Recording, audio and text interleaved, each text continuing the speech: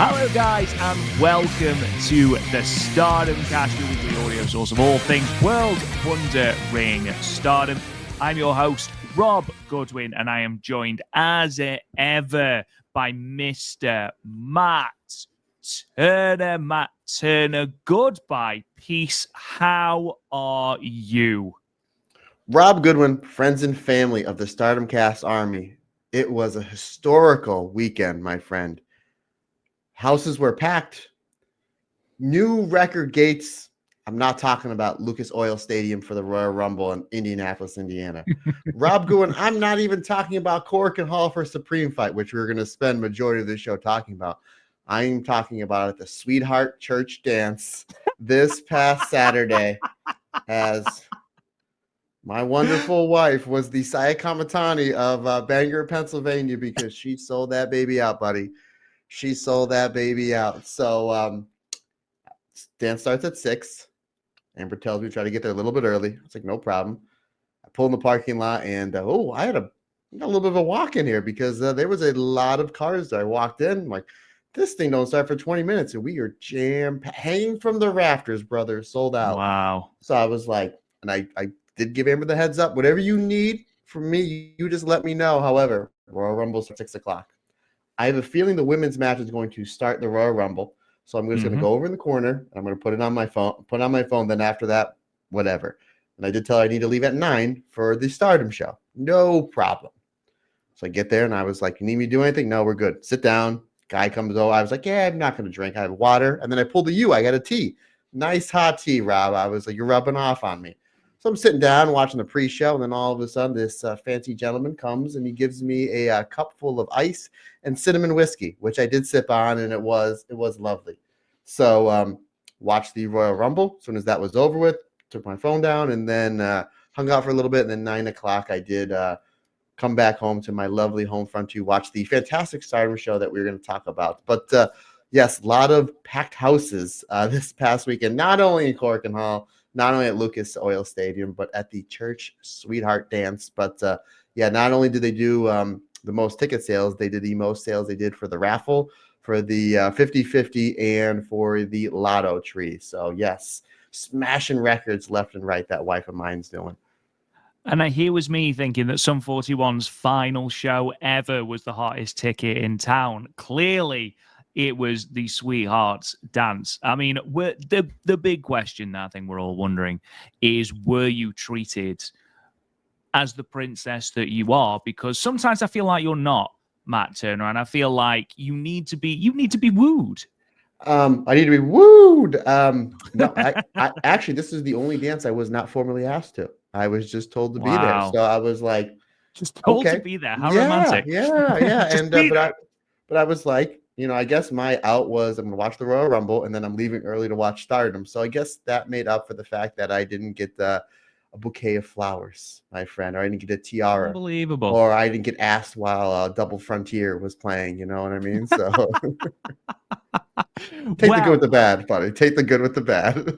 I am very glad that Double Frontier did not play, because I don't know any song that would clear out a packed house quicker than Double Frontier. But there we go. I'm glad you had a good time, though. How dare you, sir? How dare you, sir?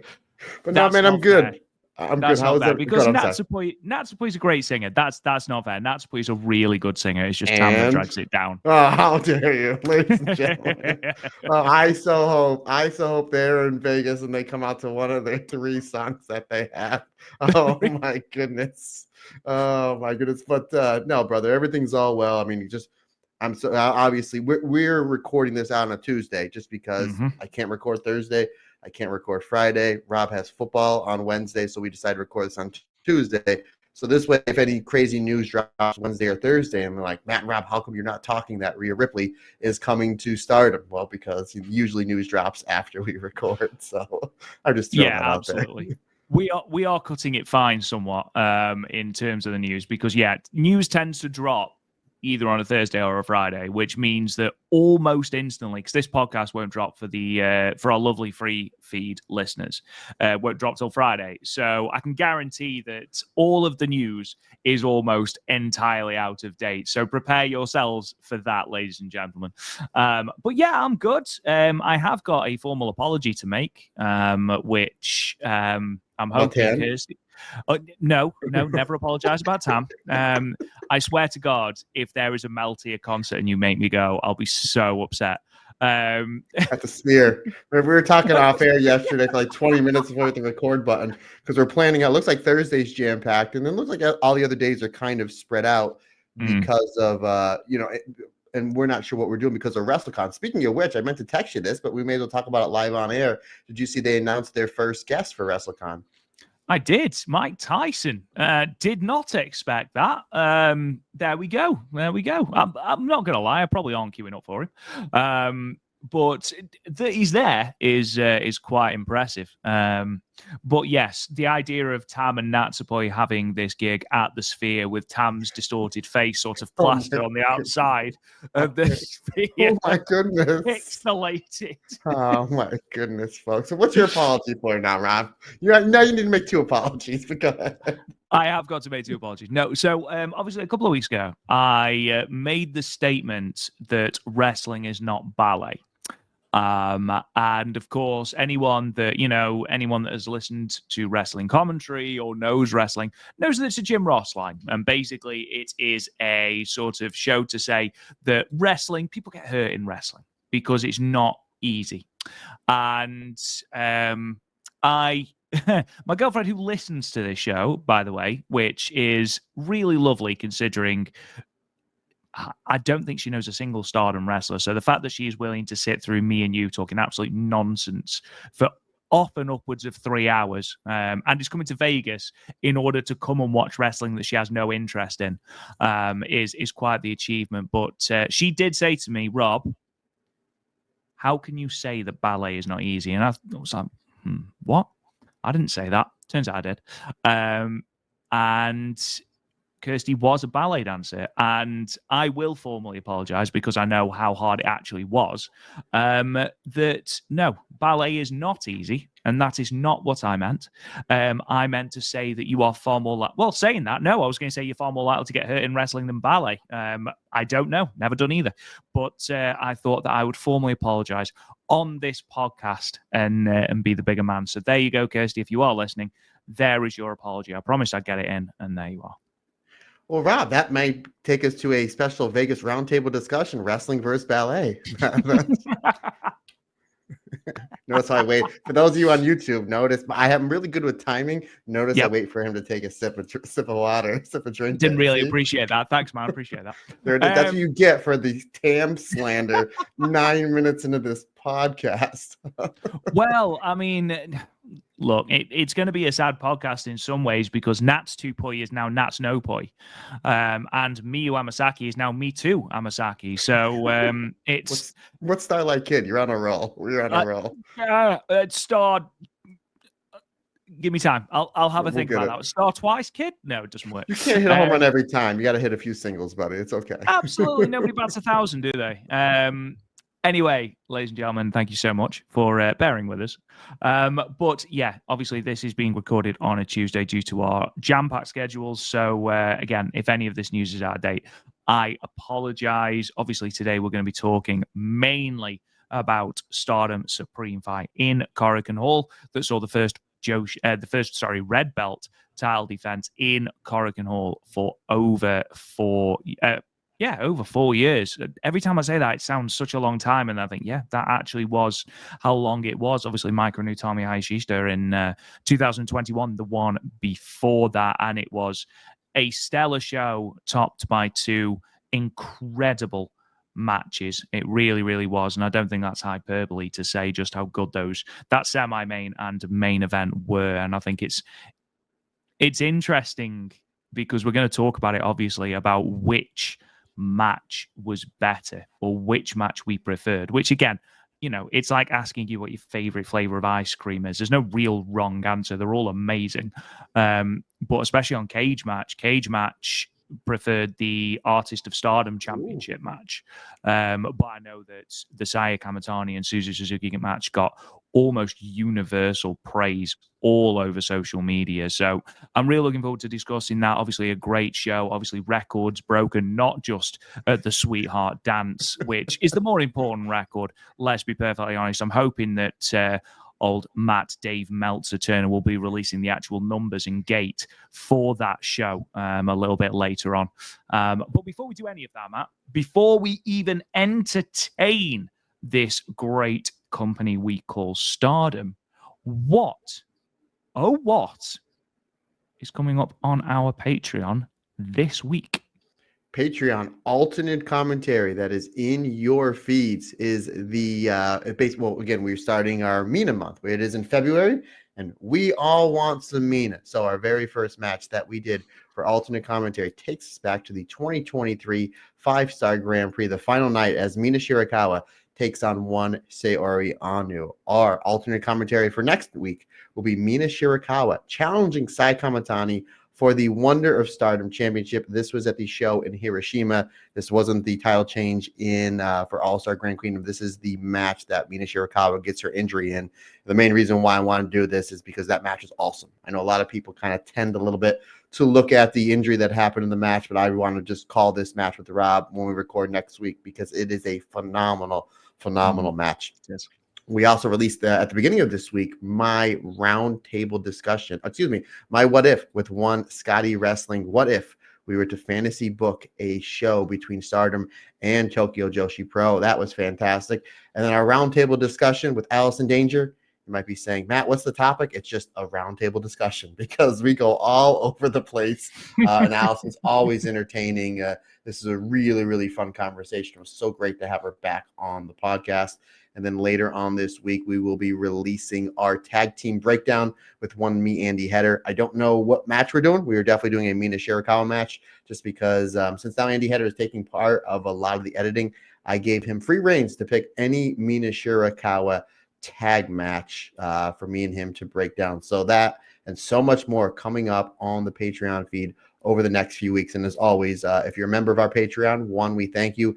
And two, there's a lot of great stuff on there, past, present, and future, to when we did a Mary Mayu Christmas, a Mary Shuri Christmas, Mary Queen's Quest Christmas. There's so much great stuff there. Momo Watanabe, Saya Kamitani. Obviously, we're going to be talking a lot about Saya Kamitani today. I did a full review of her Wonder of Stardom Championship title run, and I basically ranked every single one of the matches. So, again, if you're new to the Stardom Cast Extra, which we know we have a lot of new members over the last few months, and I know Saya Kamitani is a hot topic.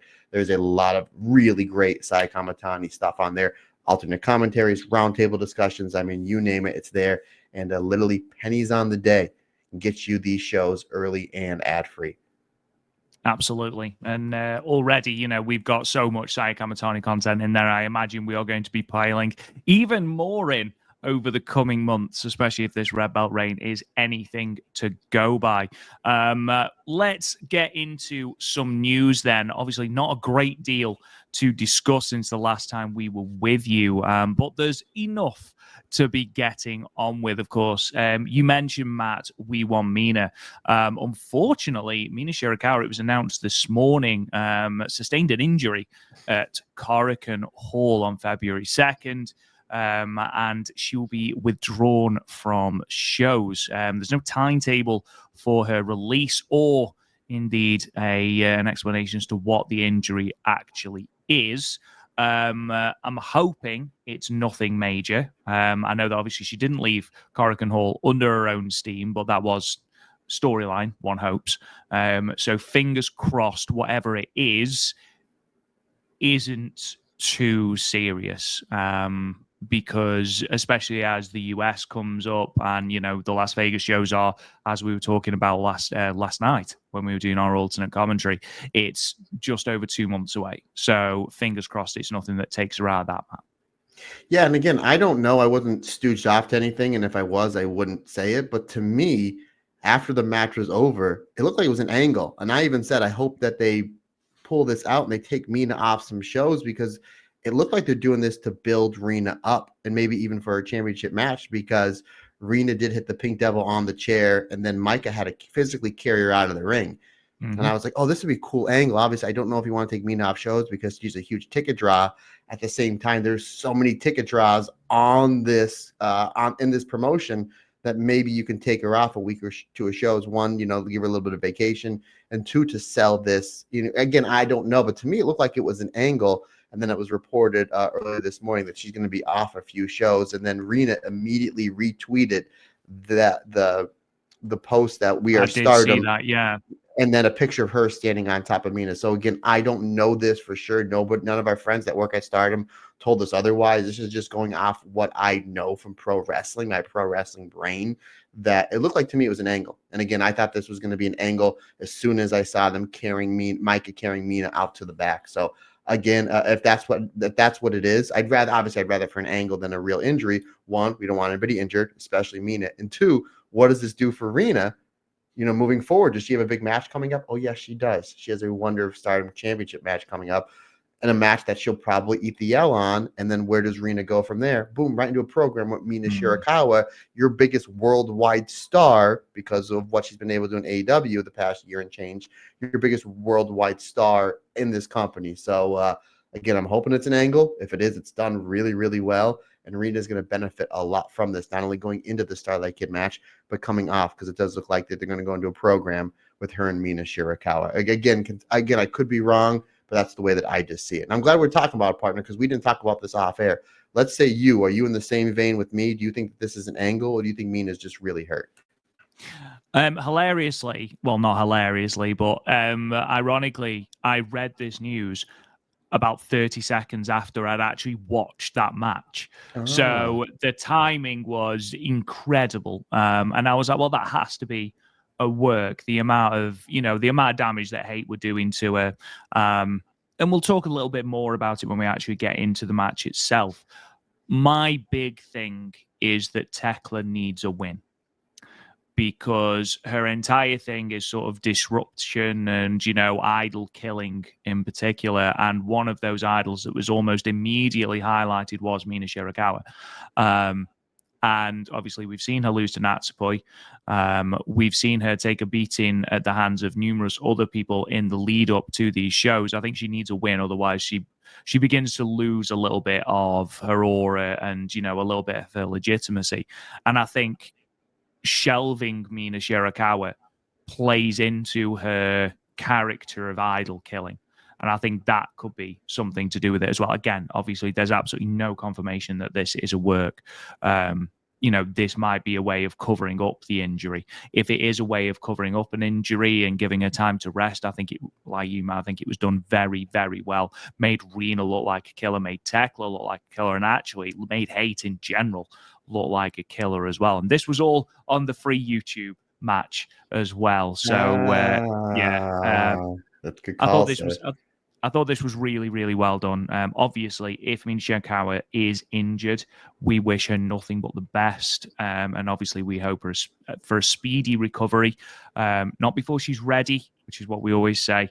But obviously, we hope that she will be in Las Vegas as well for Joshi Mania 2 Electric Boogaloo. Rob, just to put a little more context on the whole thing with Tekla, correct me if I'm wrong, but Tekla's heel turn back in the spring started with Mina Shirakawa after the Mina Tora match. I believe Oedo Tai, now known as Hate, jumped Mina and looked like Tekla was going to make the save. So you can kind of, bookend their little feud there, because Tekla came back from an injury, looked like she was going to help Mina, and then she didn't. She's here to kill idols, and then basically it was her and Rena kind of putting Mina out. So this would be a really cool story angle, especially the fact that after this big championship match, then the next championship match, it really looks like we're going to go into not only a Mina versus Rena thing, but it looks like almost like EXV versus Hate, because there's a lot of really cool stuff spinning out of the match that we're going to talk about here in Korakuen Hall.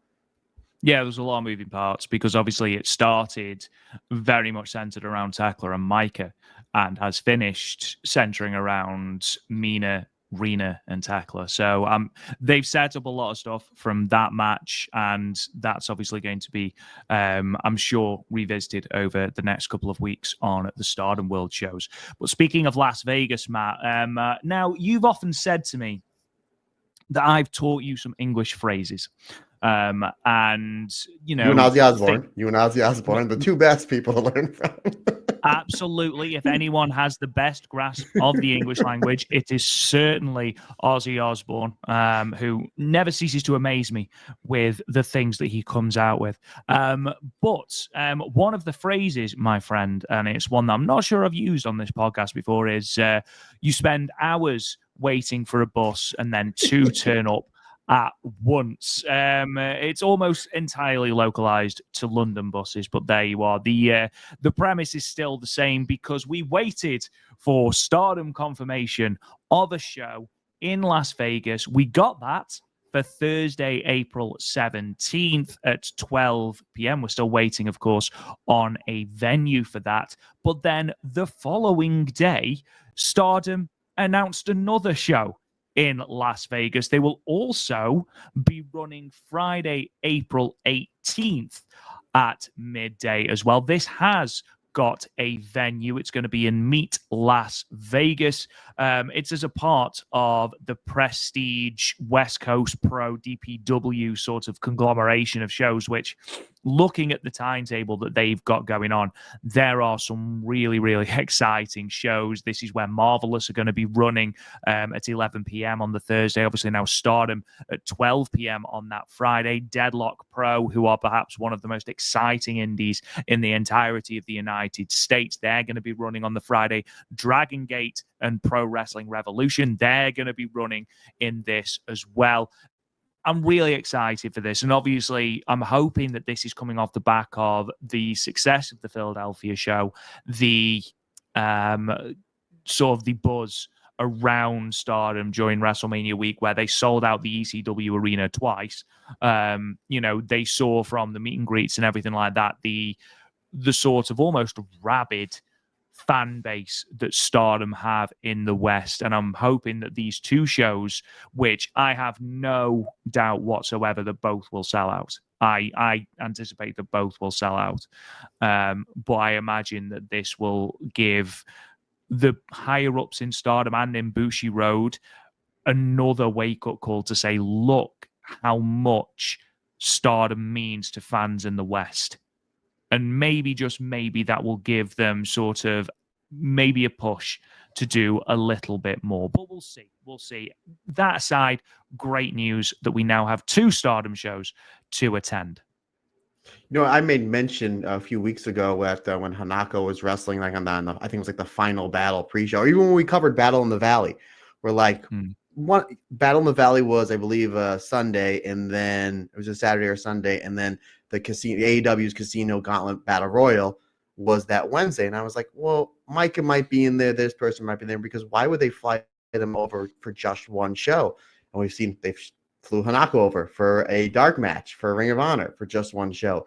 All these girls from Stardom flew over for just one show. It's like, again, I'm not in any position to tell anybody how to book their talent or to book their shows, but you're flying them all the way over from Japan, paying the visas, paying the airfare, paying the hotel, paying, I'm sure they have to pay the talent and they have to pay Stardom a certain amount for just one show. I was like, to me, that doesn't make sense, but whatever. And then it was like when the second show was announced, immediately copy and paste it to you, and I sent it to you, and I realized it was 1 a.m. your time, and I'm like, yeah, he'll get to it when I get to it. And 10 minutes later, you text me back. I was like, oh, he's up. But then I thought, this makes sense. Why wouldn't they run two shows? They're bringing over, we don't know the talent.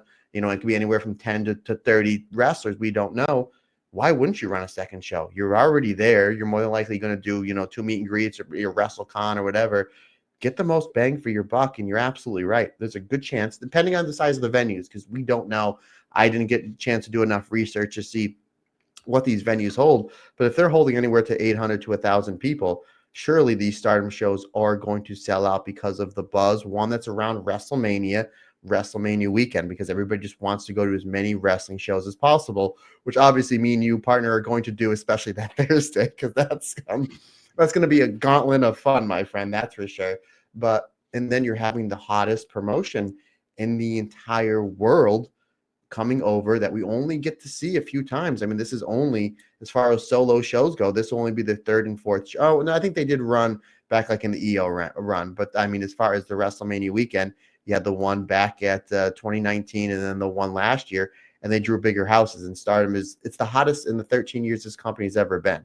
And obviously we'll get into, the numbers that they did for Korakuen Hall. It's the hottest they've ever been. It's just what talent is coming over. So regardless, I know me and you are going to be their partner. I know a whole bunch of our listeners are going to be there. So I'm super excited for it. I'm super excited to watch some more live Stardom. And just one of the great things about that ECW Arena show was just who gets over as a face that's a heel, or who's like that one or two talents that like, okay, they're over in Japan, but like the United States is something different. We said before, Momo, with the exception of Mike, it was the most over person on that show. I mean, they were so hot for everybody because I mean, one, America for fans were rowdy, were loud. You had wrestling fans from all over the world, especially centered there in Philadelphia.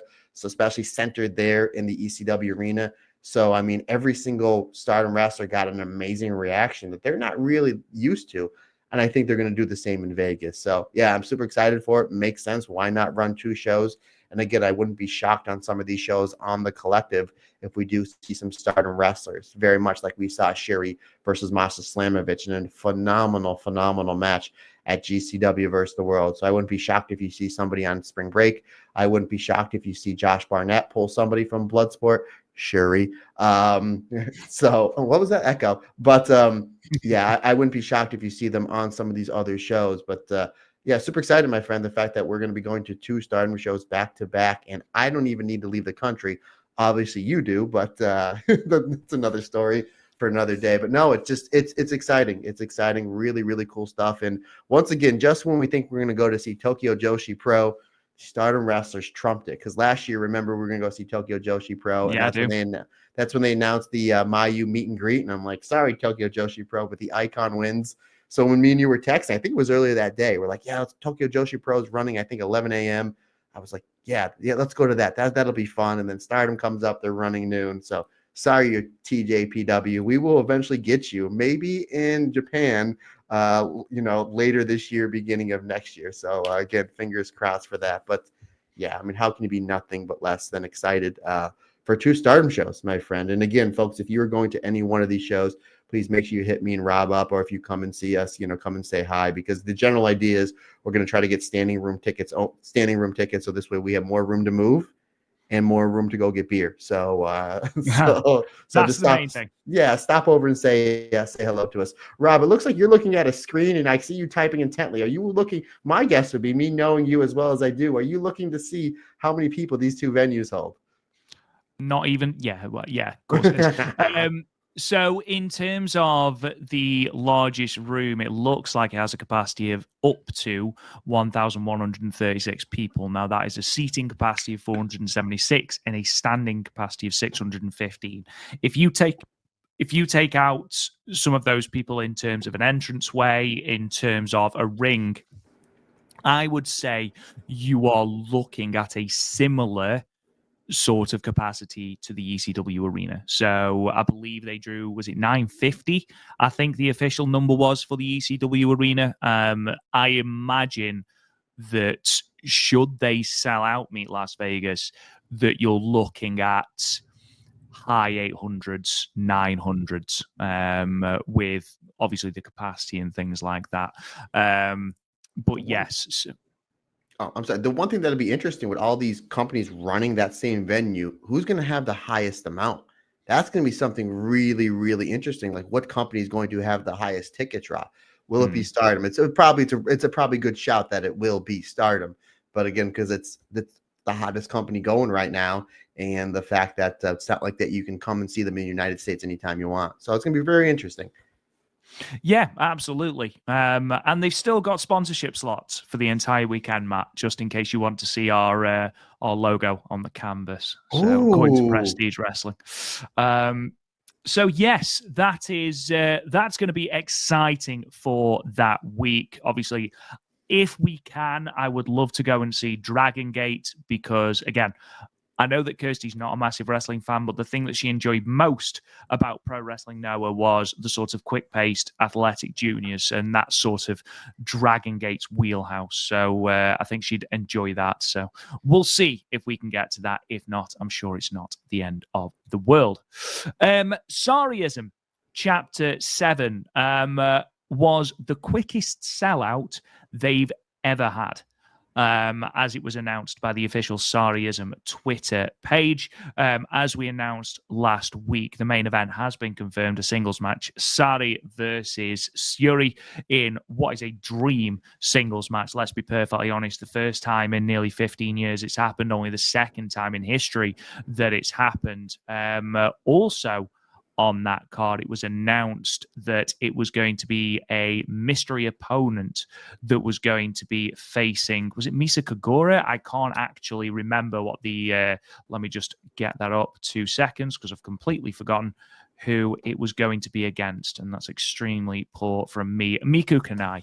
I was going to say Misa Kagura, but she's earlier on the card. She's been announced for. So Miko Kanai was going to be taking on a mystery opponent. That mystery opponent has been confirmed to be the only Natsupoi, which by exactly every single show is better with a sprinkling of high-speed fairy. So as though Sareee versus Saori, as though that tag match between Dash Chisako, Chi-Chi, Veni, and Honori Hana wasn't going to be good enough. We've now got Miko Kanai versus Natsupoi in front of a sold-out Shinjuku face for the 7th consecutive show. Hats off to the Sun Goddess, Matt, because in terms of booking, I would, and in terms of sellouts, she's unrivaled at the moment.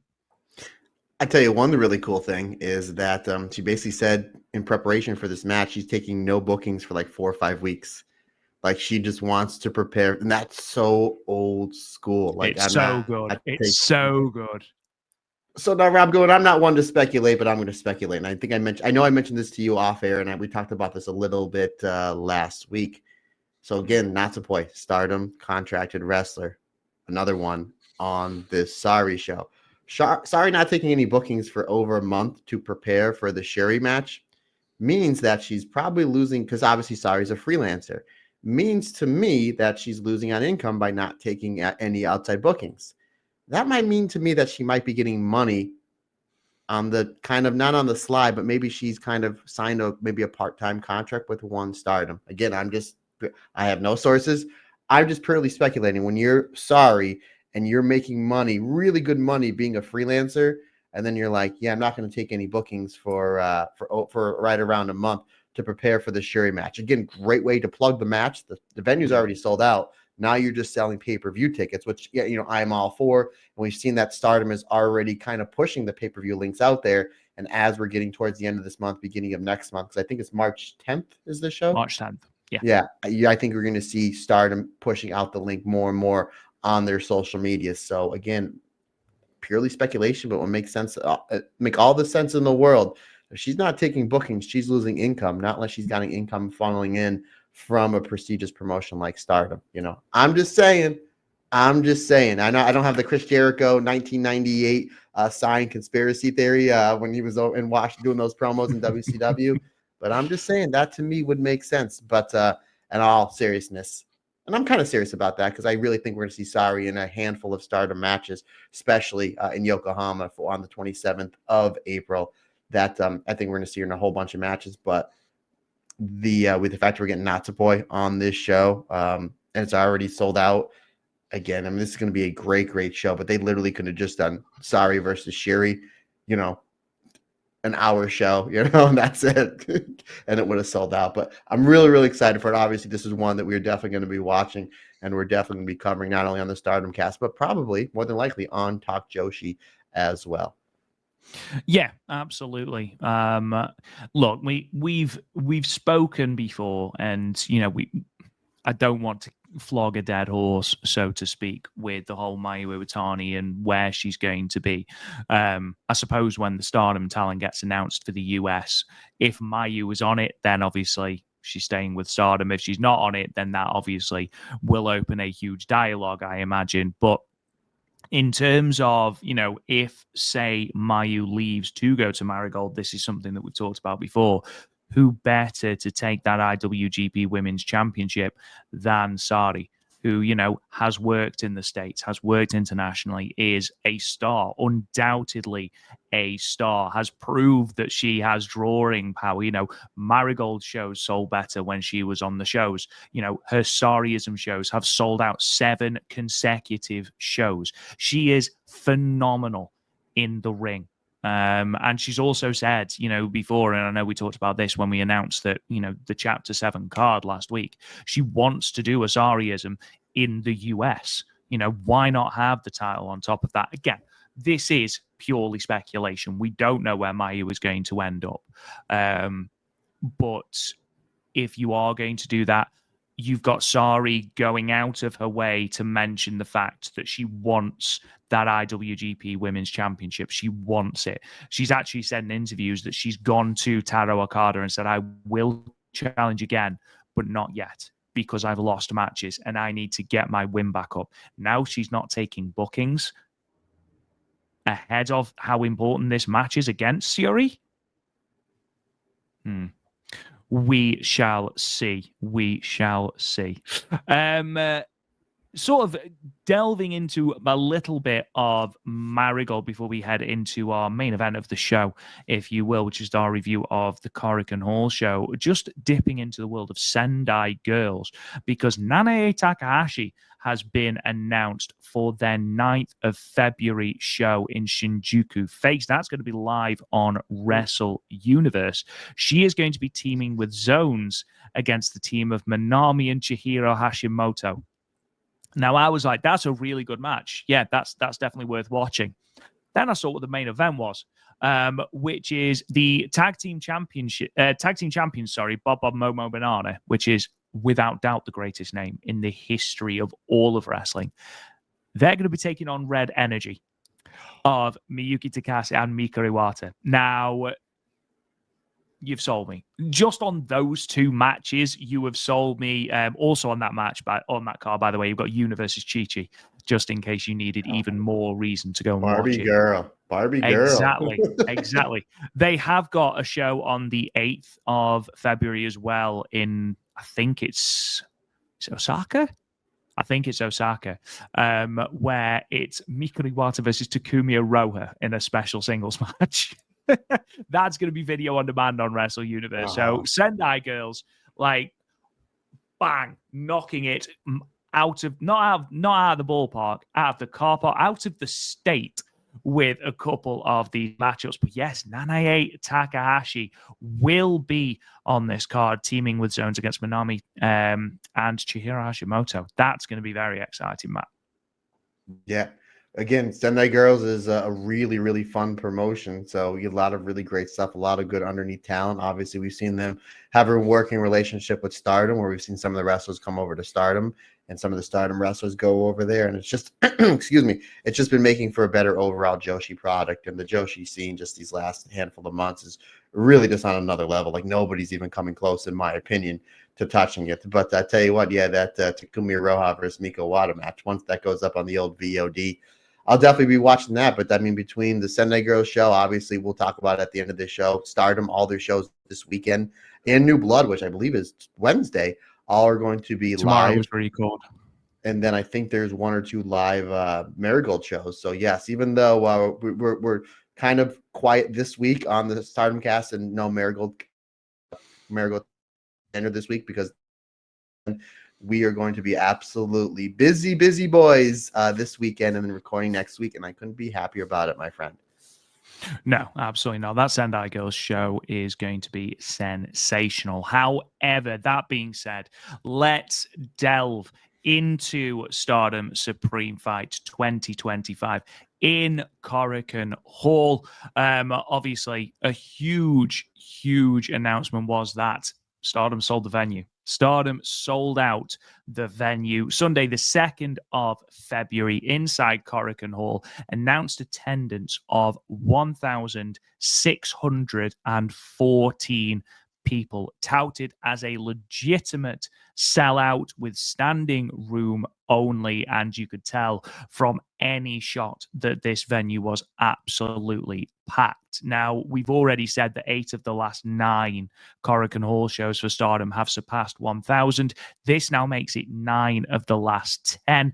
This show itself is a 30.9% increase on the previous show, which was on the 13th of January, where they drew 1,233. It's their highest ever attendance at Korakuen Hall, and it's only the second ever time out of the 160 times that Stardom have run Korakuen Hall. This is the second time that Stardom have drew over 1,600 people, which is madness, absolutely madness, and goes to show, A, just how hot this company is, B, how excited people are to see Saya as champion, see also sellout of Sumo Hall.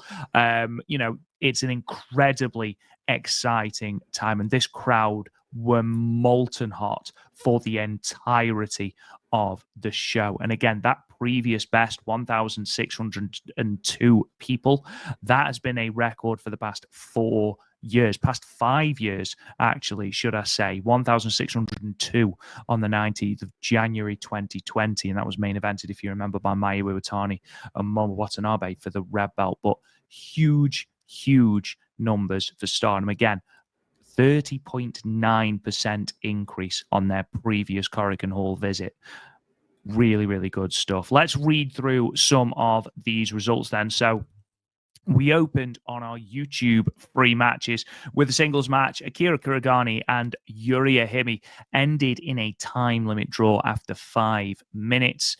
The second and final free match on YouTube was an 8-woman tag team match. The hate team of Momo Watanabe, Tekla, Azusa Inaba, and Rina defeated the EXV team of Maika, Mina Shirakawa, Hanako, and Waka Tsukiyama. Tekla pinning Maika with the Toxic Spider Death Drop in 12 minutes and 20 seconds. Tag team match, the God's Eye team of Lady C and Hina. They defeated Meisera and Rian. Hina pinning Rian with the modified jackhammer in 10 minutes and 6 seconds. In the bear dance on a pole match, Koguma defeated Rana Yagami with a diving body press in 11 minutes and 16 seconds, forcing poor Rana Yagami to do the bear dance and forcing Saori to take it very well. I think it's fair to say. 6-woman tag match, the hate team of Natsuko Tora, Ruaka, and Fukigen Death. They defeated the Cosmic Angels team of Yuna Mizumori, Aya Sakura, and Sayaka Kurura. Fukigen Death rolling up Yuna with the O'Connor roll in 7 minutes and 41 seconds. You never bet against the clown in a multi-woman match. 8-woman tag match, the God's Eye team, I apologize. Shiori Saki Kashima, Tomoka Inaba, and Kyoka Kotatsu defeated the Stars team of Mayu Iwatani, Hazuki, Momokogo, and Hanan. Shiori submitting Momokogo with the Byakuo in 11 minutes and 51 seconds, or the White Tiger. Artist of Stardom Championship match, Neo Genesis, Azumi, Starlight Kid, and Miyu Amasaki. They defeated the champions, the Cosmic Angels team of Tam Nakano, Natsupoi, and Saori Anou to become the 34th Artist of Stardom champions. Azumi pinning Saori Anou with the Azumi Sushi in 18 minutes and 12 seconds. And then in your main event, World of Stardom Championship match, Saya Kamitani defeated Suzu Suzuki to retain the championship with her first title defense, pinning the Crazy Girl with a Star Crusher in 18 minutes and 23 seconds. Matt, before we delve into the actual matches themselves and start talking about that, let's talk a little bit about that number. 1,614 people, legitimate sellout in Korakuen Hall. Only the second time that they've drawn over 1,600 people. This company feels at the moment as hot as it's ever felt. Like ever. I mean, you started covering this company what, the end of 2019, right? Mm-hmm. And then I was the end of 21. I mean, the 2019, a lot of people have it was one of the best years. 2021 was a great year, which again, Rob wrote a book about, and I have it down here. I'll probably write shameless. It's Stardom Living the Dream, and you should buy that with Stardom Chasing the Dream, which you can get both on Amazon. If you buy them together, free shipping. So there you go, folks. Your Uncle MT saving a few bucks. And obviously, There you go. There it is. We get a shameless shill in there. Plug for you, brother, where we talk about this number. But 2022 is near and dear to my heart. But this company, as far as business-wise goes, is the best they've ever been. And you made mention how they sold out they did over 1,000, 9 of the last 10 times they ran Korakuen Hall. That's kind of like the barometer that we always say your company wants to do, like over 1,000 people in Korakuen Hall. It's at a point, Rob, where it's like Stardom is doing so well in Korakuen Hall that we might have to bump that number up to like 1,300, because I think they did like 1,300, I think, at the last show. And I think they did something like 1,200 when it was Yuna versus Mei Seira for the high-speed championship in the main event.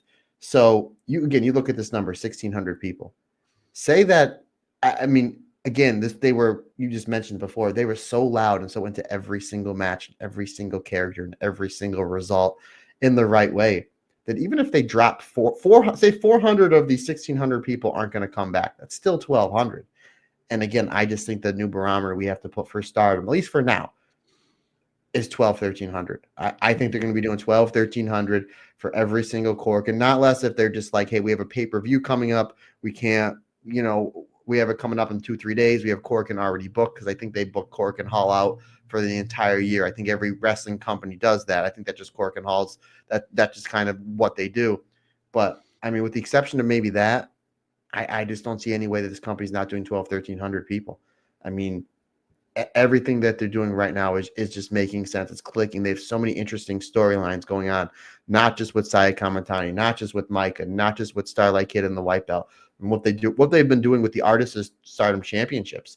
You can make an easy argument that the two greatest Artists of Stardom Championship matches in this company's history happened at the last two Korakuen Hall shows. So, I mean, the company is, from a booking aspect, from a storytelling aspect, everybody in the company is over. Everybody in the company is hot. Like, even, and we're going to get into it in a little bit, even that Stars vs. God's Eye match, when you get to the end of the match, is built around Momo Kogo, not Hazuki, not Shuri, not Mayu. Momo Kogo is the most over in that match. You get a great match with Kagome and Ranigami where the stipulation is over bear dance.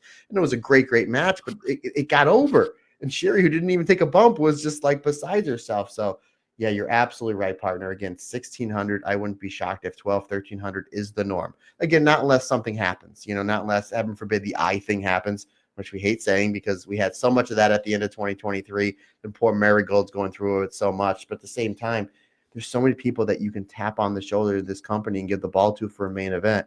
And it's going to be home run after home run after home run. And we're going to get into, I feel bad. It's 50 minutes into this podcast, and this is the first apology I'm going to do over the Saya Kamitani, because I cannot wait. And I told Rob before we hit the record button, I have a lot I want to talk about Saya Kamitani just being like the next level, everything in this company, what she did in the past and what she's doing right now, what really the future holds for her, because they have so much great stuff lined up for her in the can that's just absolutely unbelievable. So I'm super excited about that. Now, Rob Goodwin, I did tell you yesterday when we recorded our alternate commentary that I had a very uncharacteristic Matt Turner meltdown while I was watching this show. A lot of swear words, which I don't like swearing, but a lot of swear words. So I may as well. How are you friends with me? Yeah. Swear all the time.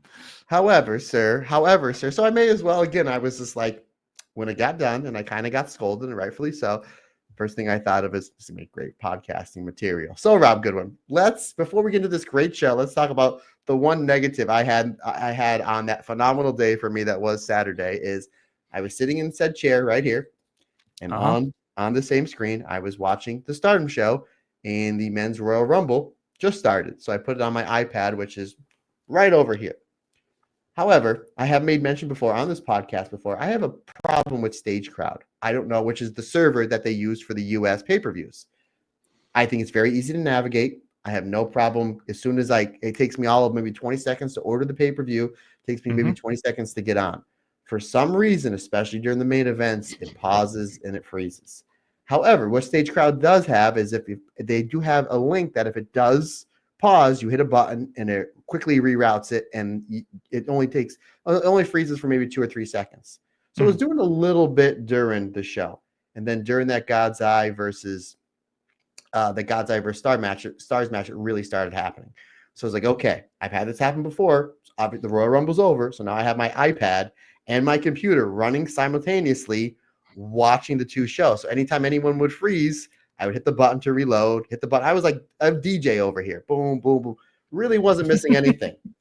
Now we get to this tag match. The artist match. As soon as the artist match comes in, my wife comes in. I'm going to bed. Obviously, Rob, you've been in my house before. You know my podcast room and my bedroom. They're not too far away from each other. It's not too far. Only a few steps. I think I see where this is going. Yes. So, and I'm gonna throw a little ad on there. My cat Ace is he's a little needy. So sometimes we have to leave the door open. So now I'm sure you know where I'm going. So this artist match is going, and it's we're gonna get into it. It's phenomenal. And all of a sudden, not only these big spots happening, but it's tough for me to try to keep up writing down all these notes, especially with the new dream match. Everybody wants to see Saori, Anou, and Azumi. We'll get into that. Yeah. So all of a sudden it's freezing. By the time I write my notes, boom, boom, boom. And I see, me knowing how Azumi works, and I know how these big artist matches kind of go. I understand the psychology. Azumi's going for that Canadian Destroyer a few times and can't hit it. Now we've seen that she adopted in the 5-star Grand Prix the underhook Canadian Destroyer, like the double underhook. So now building. She has her in the double underhook Canadian Destroyer. She gets ready to flip. Freeze.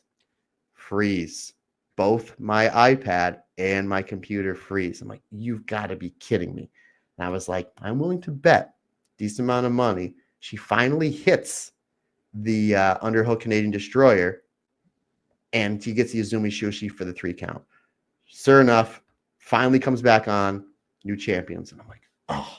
So now I'm throwing F-bombs. And now I'm heated because I just saw this great match, but it was kind of not ruined, but like it's kind of taking out of the moment a little bit because this is ever since Stardom switched over to stage crowd, it's every single last 2 or 3 matches, which these last 2 or 3 matches for Stardom are like wow after wow after wow. So it's like, you got to be kidding me. So now we get to the main event. And I can't rewind it. You cannot go back on stage crowd until I think 2 or 3 or like 4 or 5 hours after the show happens. So I was like, I can't rewind it because as soon as this show's over, I got to go to bed and then get up early for my Sunday. So now the main event's going and it's freezing. And I'm missing significant parts of this match. And the F-bombs are coming out, I guess, louder. So it's going. I'm missing, but I can kind of piece it together because, again, I've seen every Saya Kamitani big match and every Suzuki. So I kind of have an idea what's going on. All of a sudden, they start training reverse Ranas. Freeze.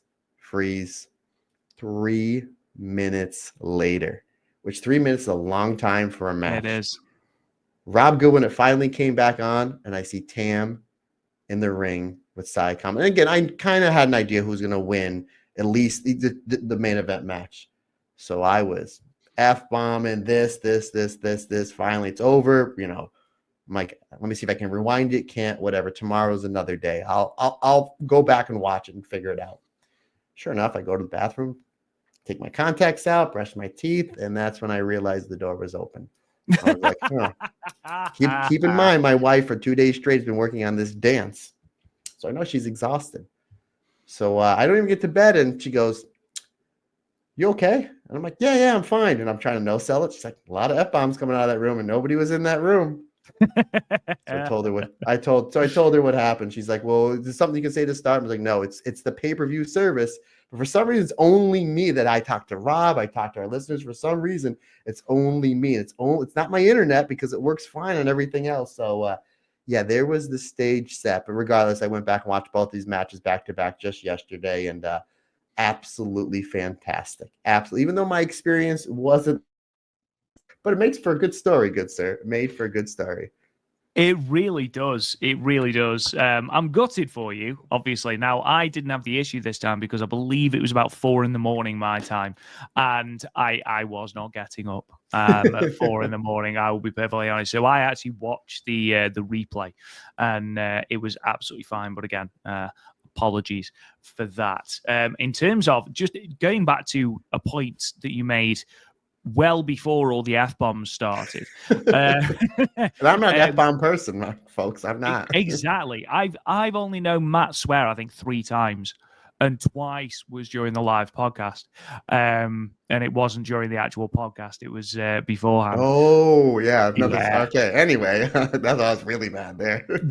That's the only time where I have been calmer than Matt. I was the calming person in that situation. Me, partly because I was drunk. And you told me you eat cheesesteak. That was it. You eat cheesesteak. I'm like, I'm going to eat this cheesesteak. I don't think I said it like that. Eat your cheesesteak. You did. You pointed to me and you said, you eat that. That's exactly what you did. You were very, a matter of fact. Anywho, good sir, continue. Yeah, just about you guys saying about how the next Korakuen Hall show is, you're sort of looking at a threshold of at least 1,200. The next Korakuen Hall show, so the next two are actual Korakuen Nighter shows. So you've got one on March 3rd, and then you've got one on April 2nd. So again, the sort of benchmark for Korakuen Nighter shows has been early 1000s. If they can top 1,200 on a Korakuen Nighter show, that's a huge, huge success, I think, for them. A massive success. Like the 844 that they drew on the 2nd of October, bearing in mind that was a show that had Tony Storm on as well. And the last Korakuen Hall Nighter show that they did was the 11th of November. That was a part of the Goddesses of Stardom Tag League, Night 9, and that was 1,026 people.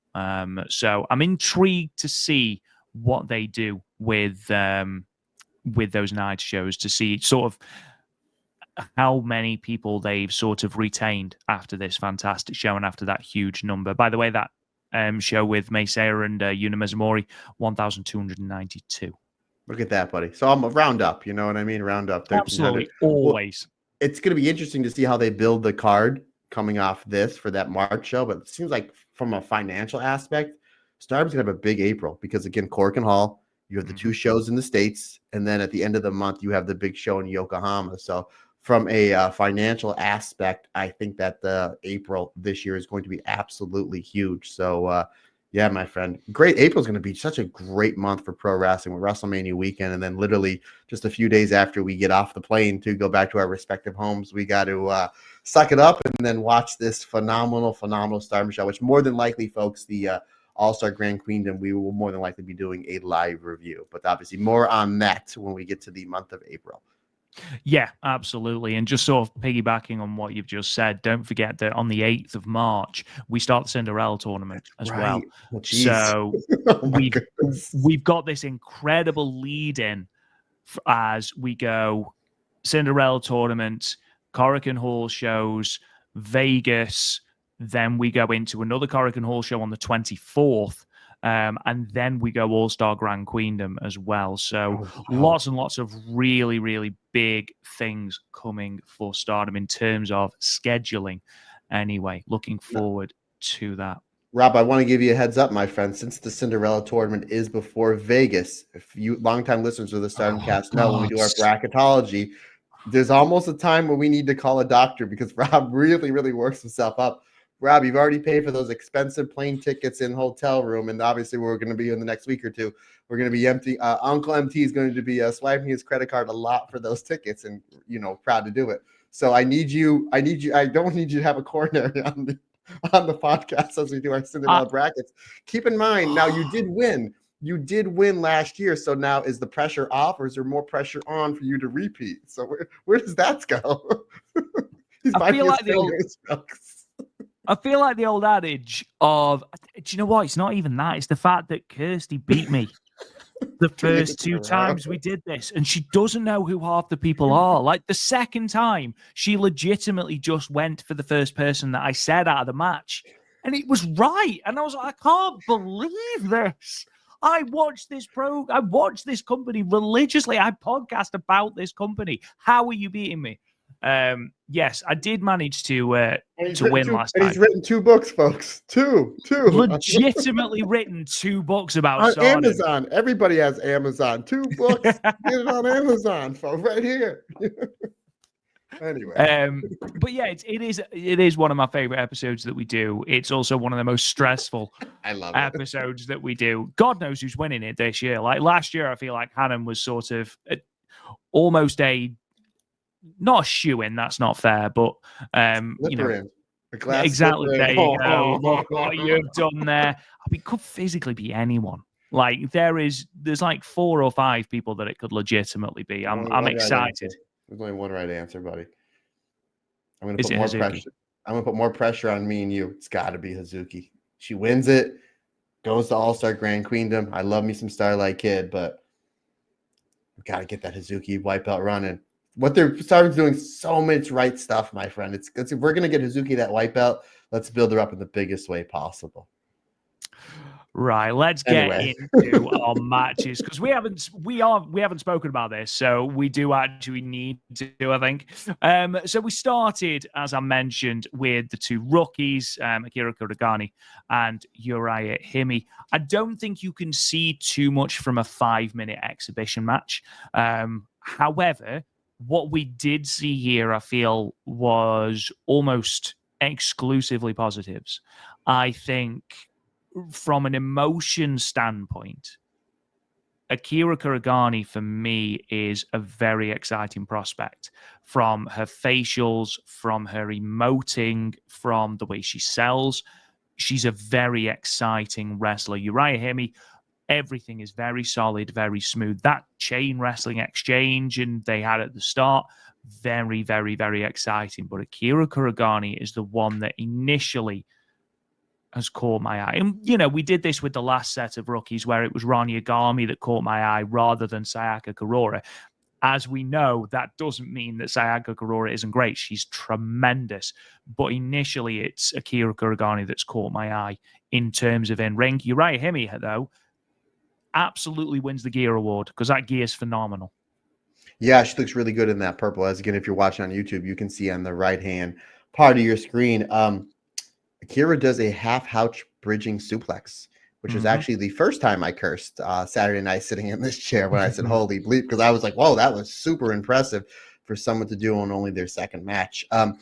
As impressive that was, I was impressed. This match started out, Rob, going big lockup. I mean, what a great way to start this match and start this show. That's why they drew 1,600 people for the big lockup. But the Matt Turner lockup. Absolutely, brother. I love a big lockup. But yeah, I mean, you have 2 rookies here. You're giving them 5 minutes, and I guess it makes sense because their other 2 exhibitions, I believe they had in Korakuen Hall. So it's like, okay, this is kind of almost the culmination for now because we've seen them have the exhibition. So now they're having an actual match on the pre-show in front of 1,600 people, no pressure in your second match. But I thought it was fine. I actually gave it 3.5 stars. What I would like to see now is for these 2 kind of break away. Again, what are either of these 2 going to be gaining in a 5-minute match against each other?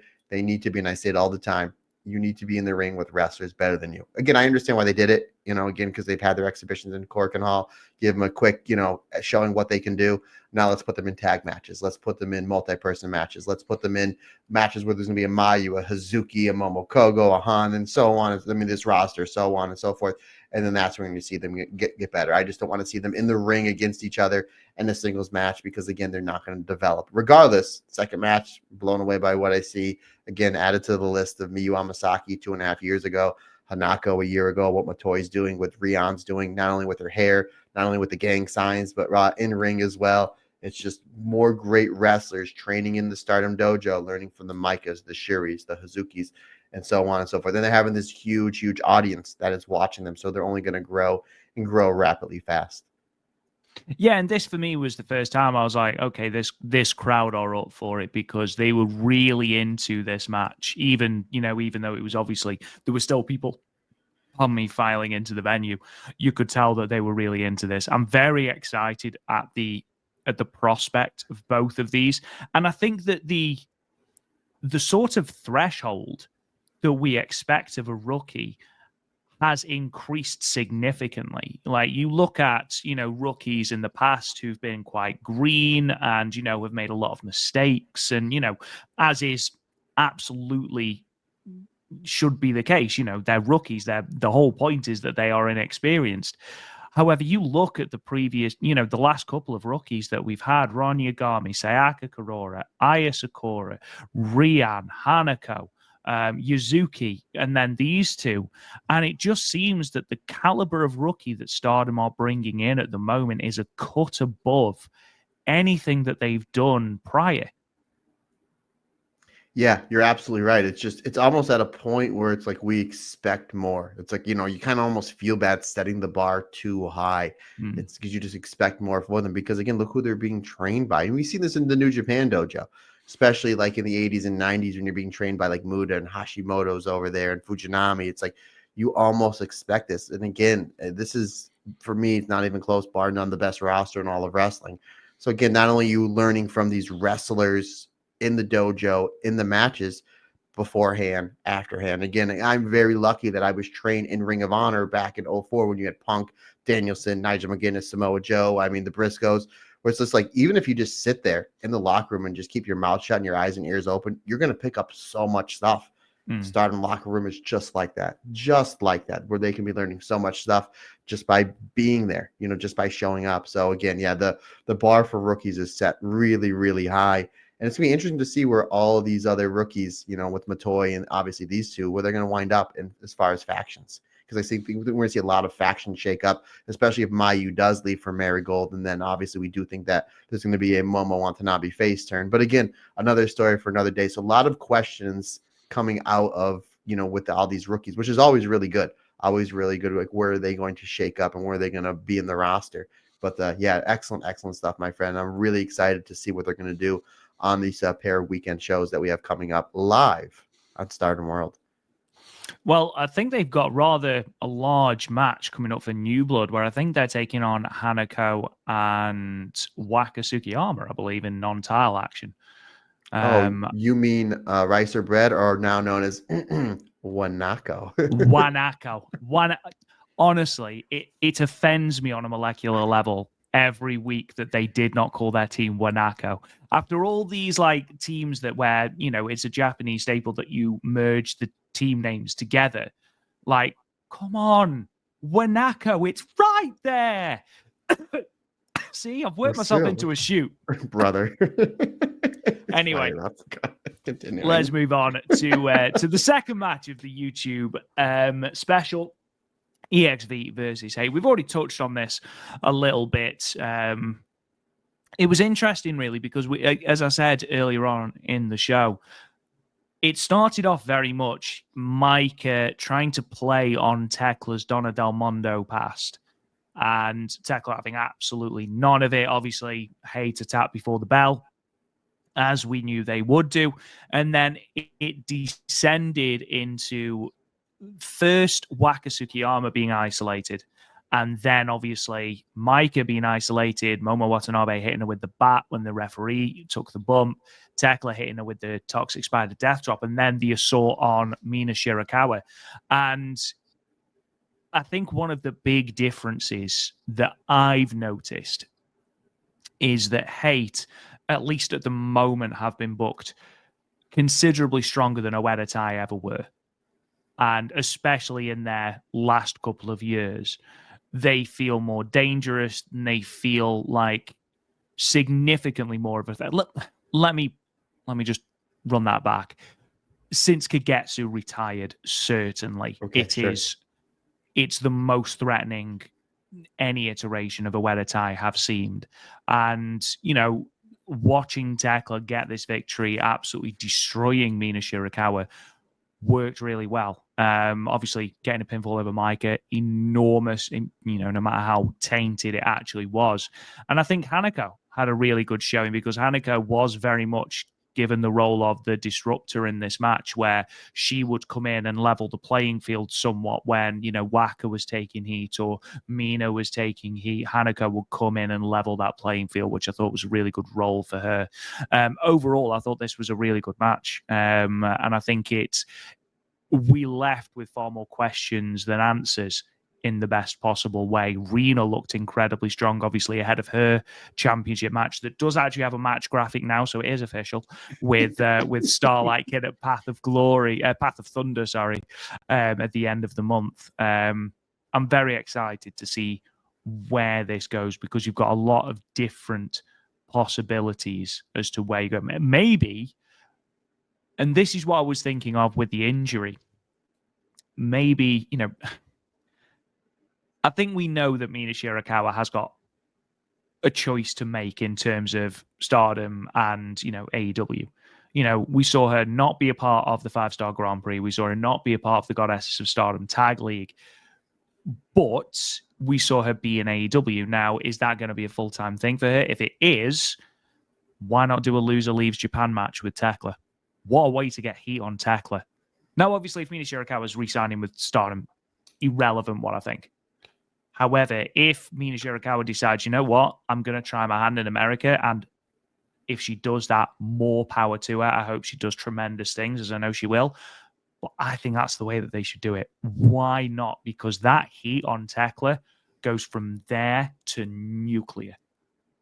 Yeah, there's a lot that they can do, brother. You're absolutely right. And I know, again, I don't want to fall down too far of a rabbit hole as I tend to do, and as we tend to do as a podcast. But earlier today, the We Are Stardom Twitter page did tweet out about the Vegas shows, and then they hashtag We Want Mina, and then Mina retweeted it that she wants to be on these shows. And I think contract season is up, I think, the end of March. So regardless, even if Mina does sign with AEW, they have that working relationship with Stardom. Sure. So I don't think this is going to be, if they do a loser leaves Japan match, I just don't see that happening. I mean, it's on paper that sounds good. I just don't see, again, even if Mina does sign with AEW, I think we're going to see her on the bigger shows. I think that clearly Taro Okada is basically telling Tony Khan, like, look, if you're going to sign her, here's the shows I would like her for. You're going to need her to draw tickets for Yokohama. That's for definite. She's going to be on there in one way or another. But it's actually kind of funny you brought that up, because there's been a lot of speculation of Tekla leaving once her contract comes, because she wants to go to the States. So maybe you can do a loser leaves match with Mina and Tekla and have Mina go over. Personally, if Tekla is leaving Stardom to go to one of the companies in the United States, whether it's NXT, AEW, TNA, I mean, regardless, Tekla's phenomenal. She'll flourish really well over here in the United States. Personally, the way that I would write Tekla off, I'd have her get fired. I'd have Okada fire her. We've never seen it before. She's constantly getting suspended. How many times can you get suspended at your job before eventually you get fired? That's the way I would write Tekla off. I would have her get fired. And you can always rehire her. But regardless, as far as this match goes, buddy, again, there's a lot of moving parts. A lot, as you said, buddy, a lot of great questions coming out of this match that maybe will get answered at the next Korakuen. I think that March Korakuen, they're going to do Micah and Tekla. We have seen Stardom. They'll plant the seeds for something in Korakuen and then do it the next month. My guess is you're going to have the big singles match with Tekla and Micah at the Korakuen Hall show coming up in March. That would be my guess. As far as this match goes, should have seen it coming. Hate jump. Start the heat. Who did they put the heat on? Poor Waka. Poor Waka. Mina comes in, cleans house, and the crowd goes again, they were hot for everything, but they go absolutely ballistic. And I love how Mina and Hanako, they build up their tag work. And when they do like that ripcord splash where Hanako picks up Mina and then Mina basically like tornadoes off her shoulders into the splash. I love how Mina, the whole entire time she's on Hanako's shoulder, it looks like she's surfing. She's having the time of her life. Woo, woo, woo. And Hanako's just like carrying her like she's a sack of potatoes, no emotion whatsoever, and just rips off her. I really like that. And then you see Mina, she's starting to run hot. And then who comes in to stop Mina Shirakawa? The Hammer. That is Momo Watanabe. And we saw Momo and Mina had a great match at the 5-Star Grand Prix back at in 2022. I would love to see Momo and Mina have, again, if we were doing Micah and Tekla at the 3-2 Korakuen show, let's do Momo and Mina. We have not seen them have a really big singles match in quite some time built up. I would love to see Mina and Momo, because those two styles work so well together.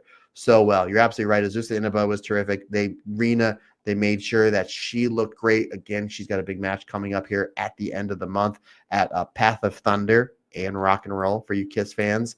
But ultimately, though, and again, I'm a huge Micah fan, but I think this made sense for Momo comes in, baseball bat shot, Hate Supreme, the head kick to Micah. By the time ref turns around, Tekla is able to drop her with their the double underhook DDT that she does for the finish. I thought this made complete sense. I made mention last week. You got to get Tekla a big win here, because she's constantly losing, and we're putting her in her feud with Micah, who clean sweep the 5-star, former red belt champion. Like, Micah's been on an absolute tear. You need Tekla to get a win here, and for Tekla to pin Micah in the middle of the ring in Korakuen Hall, great shout for Tekla to make her look strong to ultimately to have that big singles match, which again, I'm assuming we'll probably get in the next month. Fantastic match here. I had this at 3 3/4 stars. Moving on, then, we have got a tag match that obviously was made because of the injuries to Saori and Motoi Hamabe, who, of course, were both missing from this show. Mei Seira and Rian teaming against the God's Eye team of Hina and Lady C. And much as I love Lady C, much as I love Mei Seira, this was all about Hina and Rian and their little exchanges. And even though obviously it was Hina that, Hina. Yeah, it was Hina that got the win, but it was Rian that took the pinfall. I thought that she was still made to look very strong.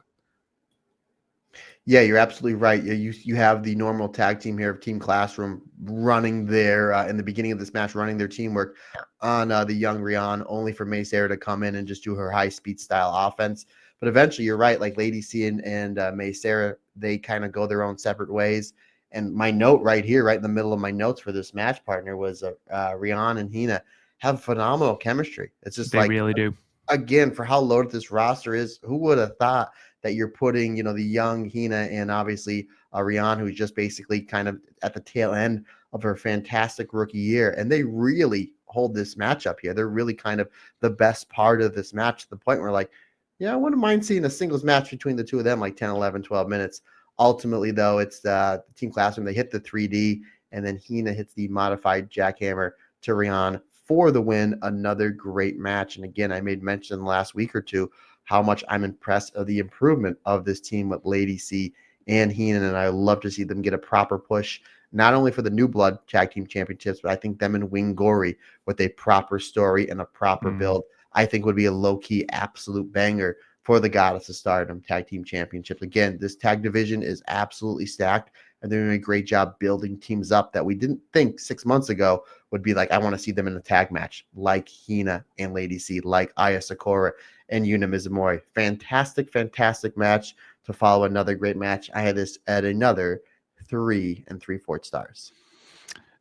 Have you seen the Mei Seira video that's going around social media at the moment? They were doing an interview, and Starlight Kid was posing questions to her and Suzu Suzuki, and they asked her about the Marvelous Dojo.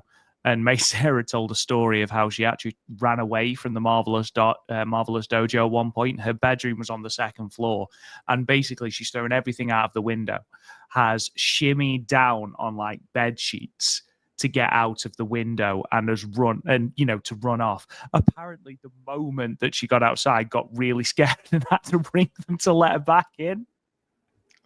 I was like, that's the most Mei Seira thing I've ever heard. That's a Mayu thing. You really heard that from a Mayu thing, yeah. I can't wait for the Mei Seira movie. My guess too, Rob, is she probably wasn't wearing knee pads right when she. And you know what? She probably took that bump flat on her knees as well. Just absolute insanity. I don't get it. That's so funny. This match, though, Koguma versus Rani Yagami, yes, of course, the stipulation was comedy. And to start with, we had a little bit of comedy. And at the end, we had the comedy, obviously, of Rani Yagami finally doing the bear dance and Saori taking it like she's been hit by a boat. Just this emotional puddle on the floor. In the middle, what we had was an excellent singles match. Koguma proving why she's a ring general. We speak about this all the time. Aside from the comedy stuff, Koguma is a properly underrated in-ring technician. Stuff she was doing here, fantastic. Rani Yagami, I forget sometimes that Rani Yagami hasn't been wrestling that long, just over a year. And the way that she attacked this match and the chemistry that she had with Koguma, it worked so well. I did have relatively lofty expectations of this match because, big fan of Koguma, know what Koguma's capable of. Rani Yagami, her development, especially as a member of God's Eye, having been in the 5-star, having been in Catch the Wave last year, it's only served to develop her even further. But this was absolutely fantastic. Thoroughly enjoyed this match, Matt.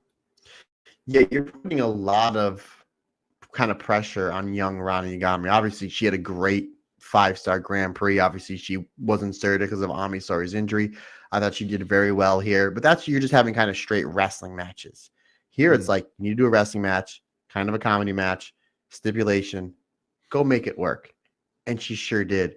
She sure did. And I liked how like the build of this match was Ronnie Gami's just like, I'm so mad. I want to get this match over with. And she starts throwing those kicks early on. Kagama, being the high-speed genius and just the wrestling genius that she is like, I don't want any part of that. So she's, kind of doing the dodgeball, the duck, dive, dodge, whatever the 5 dodgeball. Average Joe Shim over here. There's not enough dodgeball quotes in this podcast. There really isn't. That's what we need to do. We need to, hey, if you can dodge a wrench, you can dodge a you got me kicked. But anyway, I watched that movie tonight. But and I like that how Kagama, she's able to kind of stay away and kind of keep her distance. And then she's really trying to get in Rana's head, and Rana's like absolutely not having it. You get this great back and forth match, and then Rana is able to find her distance. Like she hits a forearm that kind of stuns Kagama and then opens up the door for those kicks. So I like that. She's going back to psychology is she's going back to her best weapon is those kicks. And then she tries to properly rip off the bear's arm. Never thought I'd say that on a podcast with the that cross arm breaker. And then I like how Kagama hits is like this running cutter. She's been doing it quite a bit in matches, either that or she'll do like a second rope cutter when she's teaming with Hazuki. And they build that up well too, because she goes for the running cutter. The first time Kagama blocks it, throws Ranigami blocks the running cutter. She throws Kagama off, and then she hits it with a series of kicks. Eventually, though, Kagama is able to hit the running cutter, and that leads to the top rope diving splash. This was a great match, wrapped in a comedy, wrapped in a weird stipulation, wrapped in a match that was over in front of a rabid Korakuen Hall audience. And then we bring Sherry, the biggest badass, in. She even gets the stipulation over even more. This was terrific. This was a whole load of fun and a really great wrestling match as well. I had it at the solid 4 stars, sir. Yeah, this was thoroughly enjoyable, and nothing quite beats the visual of Saori tearing out of Korakuen Hall. Like she fought the moment that Kagama sort of ascended to the turnbuckles and was like, "I'm coming for you, Saori. This bear dance is coming for you." She tore out of Korakuen Hall at full tilt. So this story is clearly not done, which quite happy about, I'm not going to lie. We then had Cosmic Angels versus Hate. And I think, obviously, with everything else in terms of stipulations and story going forward, this was perhaps the match that had the least story in it and the least story coming out of it. And that's not a negative. I think it was still a palate cleanser. I think Sayaka, Kurura, and Aya Sakura both worked very, very well as a team during this match. But ultimately, it's probably, if I were to say you're on a time limit, this is perhaps the one that I would skip, Matt. Yeah, again, no disrespect to these 6 ladies, especially the Cosmic Angel trio. The last time they were in Korakuen, Aya, Sayaka, and Yuna put on the performance of a lifetime and made themselves as, main eventers when tapped on the shoulder. Unfortunately, we didn't get any of that. You have a little over 7 minutes with 6 wrestlers. You had the heat early on Sayaka Kurura. She makes a little bit of a comeback. Aya comes in. She does pretty well. A little bit of heat on her. Yuna comes in. She's the hammer. But ultimately, Yuna just falls to the tactics of the dastardly Fukin Death with the O'Connor roll. Again, multi-person match in Korakuen Hall. Bet on the house, and the house usually wins, and the house is death. Fun match. Again, this isn't one that I'm going to be revisiting, especially as we get into these last 3 matches. 3.25 stars for me, sir. Yeah, it was. And obviously, Sayaka Kurura, the most hated heel in all of Stardom for stopping the death, Fukigen death. The Korakuen crowd were not happy with that at all, which also made me laugh. Again, the Korakuen crowd was so into everything. It was like the Korakuen Hall crowds of old, where it was sort of on top of you, this atmosphere, and it just added something to every single match. And it benefited absolutely. I thought Yuna Mizumori had a really good showing as well. Obviously, I know that she was the one that was pinned, but it was a flash pin, and she'd been sort of launching the clown around the ring a little bit before she eventually had the pinfall. But again, it's probably not one I would revisit. This match, however, Stars versus God's Eye. I mean, it was pretty good, wasn't it? Shiori had recovered from the emotional turmoil that was the Bear on the Pole match. She's recovered. She's out. We get God's Eye's new theme, which is badass. It's not quite as good as Shuri's theme, but it fits the idea of God's Eye as these imposing shoot fighters and Saki Kashima. But yeah, they came. No disrespect to Saki, but to shoot fighter, she is not. But yeah, again, it gets them over as a bunch of killers. You've then got Stars coming out, paying tribute to Sareee-ISM in a way that only Stars can. Momo Kogo getting booed because of her terrible chop by Mayu Iwatani was legitimately one of my highlights of this match. I thought that was really funny. You've got Mayu doing her poses with all the muscles and stuff. Hanan delivering chops, which we very rarely see. And then Hazuki, I don't think got the memo that it was supposed to be fun, because she just leveled Kyoko Katatsu with this chop and then just started kicking her really hard. Again, Kyoko Katatsu has that. She's in that spot in God's Eye where she is the one that takes all of the heat, yet because she's got sort of legit shoot fighting experience, she's able to rally, and people, it's a believable rallying as well. So that's a really unique thing that she brings to God's Eye. And again, I love everyone in this match. I just want Shuri versus Suzuki. We saw it here. Like, there's a moment where Shuri has Momo Kogo in the sharpshooter, and Hazuki calmly enters the ring, sizes Shuri up, and then plows into her with a drop kick. And honestly, Shuri goes absolutely flying across the ring. And I know we've seen it in the 5-star Grand Prix, but give me a singles match, 18 minutes on a pay-per-view, just these two battering each other, and people will love it. Do you know what, Stardom? Vegas. Just put it in Vegas. A singles match. Doesn't even need a title. Just a singles match. Top of one of these cards, and people will lose their minds. Robert will have a title. The name of the title will be Shuri versus Hazuki. And then they'll do a rematch the night after, and the title will be Hazuki versus Shuri. Oh, man. I want to see that. I want to see your match, good sir. Shuri versus Hazuki. Because we did make mention that a week after the Vegas shows, or a week and a few days, is All-Star Grand Kingdom. So we're probably not getting any red belt or white belt matches, but you can have the match for the as the UFC does, the BMF title, which obviously I will not say what that. You can probably figure that out what that means. I will not say it on this podcast, not unless my feed freezes. But anywho, this Hazuki, like 2 hours before the show started, Hazuki tweeted out this picture of her and Shuri on the outside with them like kind of butting heads, and like, ooh, Hazuki's picking a fight with Shuri before this match. Match starts, and you're absolutely right. The Hazuki violence was terrific, but this match starts off with a really, really great startup exchange with Hanan and Kyoko Katatsu. Like, really great instant chemistry, and I was like, oh, that's a match I want to see. Again, they have different styles. Obviously, Hanan's more of your traditional technical wrestler, where Kyoko Katatsu is obviously a killer, more with the shoot style. They do a great job melding those two styles together. We get a little bit of Tomoka Inaba versus Hazuki violence, which of course I want to see, but you're absolutely right, partner. The heart of this match, well, the heart of this match is the finish, which I'll get into. But what they give us in the middle of this match with Hazuki and Shuri violence was absolutely fantastic. Really great stuff. Eventually, Shuri, she's the biggest ass kicker in this match, and really the whole entire promotion. She does get the advantage over on Momo Kogo, only for Peach Rock. We get some really great Peach Rock teamwork onto Shuri. Eventually, we do see Kyoko Katatsu, Saki Kashima, and Tomoka Inaba come to the aid of their fearless leader in one Shuri. So I thought there was excellent stuff there. Eventually, we do see Saki, Kyoko Katatsu, Tomoka Inaba take out Mayu, Hazuki, and Hanan. It looks like Shuri's about to put away one Momo Kogo. She has her for that fireman's lung blower. And then Mayu comes out of nowhere, hits a super kick, and allows Momo Kogo to take down Shuri and roll her up. And a lot of people in Korakuen Hall were biting on the finish, that we're going to see this big upset of Momo Kogo pinning former World of Stardom champion Shuri in the middle of the ring of the sold-out show, which I thought was a really, really great way to kind of stretch this match out. Eventually, though, we do see Shuri just putting the boots to poor Momo Kogo and submitting her with the stretch muffler, a.k.a. the White Tiger.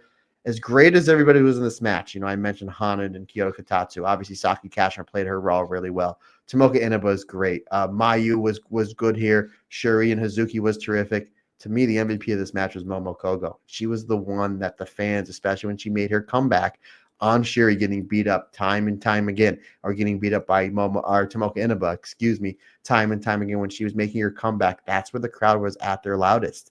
And they really bit on that falsie, on that roll-up that Mayu helped you with. So again, this is Momo Kogo eating another loss, but really getting over with the loss as this underneath babyface that just gets so much better each and every outing. And it doesn't hurt when you have Hanan, Hazuki, and Mayu helping you out with teamwork. Excellent match. A really great match to really set us up for these last two matches. And again, you're absolutely right. I'm all about Hazuki versus Shuri, because the next day Hazuki started tweeting out a lot of the forearm exchanges, pictures between her and Shuri going back and forth. So there is something there, Rob Goodwin. There is something there what we definitely want to see. And you're absolutely right. Let's do it in Vegas. Let's do it in the Sin City. Shuri versus Suzuki. I am all for that, my friend. Really great match. Again, I thought Momo Kogo was the MVP of this match, which is always great to see because we love Momo Kogo. I had this at the solid 4 stars. Yeah, and then obviously post-match, Konami returned, which is great. We haven't seen her since the 29th of December when she had that 33-second match with Shuri, where unfortunately she sustained an injury. She attacked Shuri, again, proving that feud is not dead yet. Kyoko Kotatsu then came and made the save, just as she did at Dream Queendom. And it's all boiling down to a Hate versus God's Eye 6-woman tag coming up in Hiroshima in a couple of days' time. Matt, great to see Konami back. Looked re-energized as well. She really got into this exchange, and especially the one with Kyoko Kotatsu, because of course we know they've got history from Bloodsport Bushido. I'm excited to see her back. I'm glad to see she's rejuvenated, and I hope now that we can really sort of not only light the fire underneath that feud of her and Shiori, but also let it have that definitive, impactful end that it needs. Yeah, I'm all about Konami and Kyoto Kotatsu having a singles match. Whether they want to do a straight-up singles match or they want to do a UWF rules match, maybe that's why they put Kyoto Kotatsu in that UWF match last week for no reason whatsoever with Aya Sakura. That was great. No build. To see, just like they throw it out there. I'm like, I'm in. No, you got me there. And I absolutely love that match. But it's just like, okay, maybe they can revisit that and say, hey, at the only time that Josh Barnett ran a show here, this was a great match on the undercard that really stole the show. So again, you can do it in a straight wrestling match. I'm fine with that. You want to do UWF rules? I'm fine with that. But it does look like, because the only other person to kind of back Shuri up in that exchange was Kyoto Kotatsu. And when they had their little war on the microphone, Kyoto Kotatsu was still in the ring.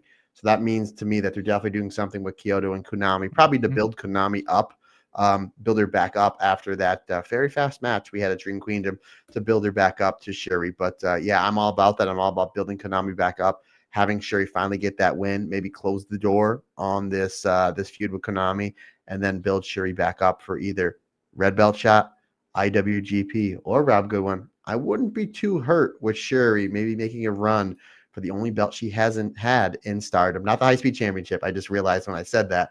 But the Wonder of Stardom Championship, especially the fact if it's Starlight Kid, if it's a Hazuki, I wouldn't mind seeing a Shuri challenge for the Wonder of Stardom Championship. Yeah, and I think that's a good way to sort of put both titles on a level playing field, having a former red belt champion challenge for that white belt. We've got that sort of almost unspoken rivalry between Starlight Kid and Saya Kamitani, wanting to sort of have parity between the two belts. And I think having Shuri at some point challenge for that white belt, if Starlight Kid is still champion, I think is a perfect way of really cementing that as the case. Semi-main event then, and Artist of Stardom Championship match, Cosmic Angels versus Neo Genesis. Now, Matt, I was talking to friend of the show, Scotty Wrestling, yesterday. As you know, hello, Scott, because he called you handsome. And, I mean, the man has eyes, so of course that's the case. You are a handsome, handsome man. hair looking incredible today. Yeah, really good. I slept good too, and a really good back day at the gym. So I'm feeling extra great. Now the fact Scotty's pumping me up, and we're about to talk about this great match. So oh man, I feel really, really good. Feeling really good. Anywho, good Sarah. So go ahead. What does Scotty Wrestling have to say about this match, or whatever he was about to tell you? Sorry, I'm reeling a bit from the fact that there are things as such a thing as back days at the gym. Like, yeah, you work your back. Like the rowing machine and the lap pull down. You didn't know that? Especially as a wrestler, that's like the main thing to work because you're constantly, especially me, buddy, for 20 some odd years doing this and I'm looking at the lights. You got to have good back muscles, buddy. And the neck too, taking all those brain busters. You never heard of, we're going to do back day in Vegas. Me and you, we're going to have an epic back day, buddy. Can't wait. Can't wait. We'll have to do chop 2 and forearm 2. Honestly, I swear I can still feel that forearm. Anyway, that was a 6 out of 10 too. Anyway, go ahead. It was. So I was talking to him about Neo Genesis, and so we were back and forth over, how fantastic they are. And I sort of made a comment that they feel very much like Tokyo Cyber Squad felt in terms of aura. And whilst I don't think that anyone will ever have Hana Kimura's incredible aura connection with the crowd, that those intangibles, I think she was such a unique performer. I don't think that you're ever going to emulate that. In terms of Tokyo Cyber Squad at their peak, I don't feel that there has been any other faction that have touched that, whether that is Pete Queen's Quest or, Stars or Donna Del Mondo. I don't think there is a faction that has touched Tokyo Cyber Squads. There's just something about them. I'll say the word again, unique. There's something unique about them. And I feel like Neo Genesis are the closest we've had to that feel. They're so insanely over. And not just as a team, but as individuals. Starlight Kid, incredibly over. Azumi, one of the most over performers in the entire company. Miyu Amasaki, again, so unlucky not to win the most improved in the Stardom Cast Awards. Incredible wrestler. Really, really good. I see only big things in the future for Miyu Amasaki. And then you put them across the ring from, trademark the Workhorse Angels, in the words of Scotty Wrestling. And you're going to have a tremendous match. And this was fantastic. Like, we knew it was going to be good, but this managed to start on a level and then just ramped up. I mean, we got Starlight Kid versus Natsupoi again. We revisited that. We saw Miyu Amasaki taking a lot of the heat and then starting things with Tam, which was great. But the entirety of this match built to what was one of the best closing stretches between Saori Anou and Azumi that I've seen in months. It was breathless. It was ferocious. It was wrestled at such a ridiculous speed. I mean, Saori Anou, I swear she doesn't have bones. She's just made of rubber. The way she manipulates herself and gets into these bridges and stuff is just absolute lunacy. And then you've got Azumi, who wrestles at 8,452 miles an hour and does everything so incredibly smoothly. They ran back an entire sequence that they did at Nagoya with the roll up into the fisherman's suplex, into the European clutch, the reversed pottering. And it was just, there was so many moving parts in this sequence. And I know that obviously this is their profession. This is what they do.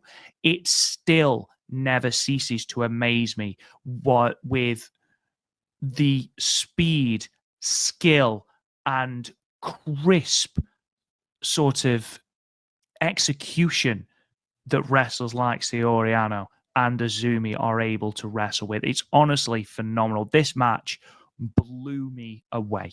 Absolutely blew me away, Matt. I could be wrong, and Scott, if I'm wrong, let me know. But I think Scott calls them the Work Rate Angels, not the Workhorse Angels. I apologize. And I could be wrong because I saw him tweet that out. like 7-8 months ago, and I clearly adopted that as well. And again, I could maybe you're right. I don't know. Regardless, they can be either or.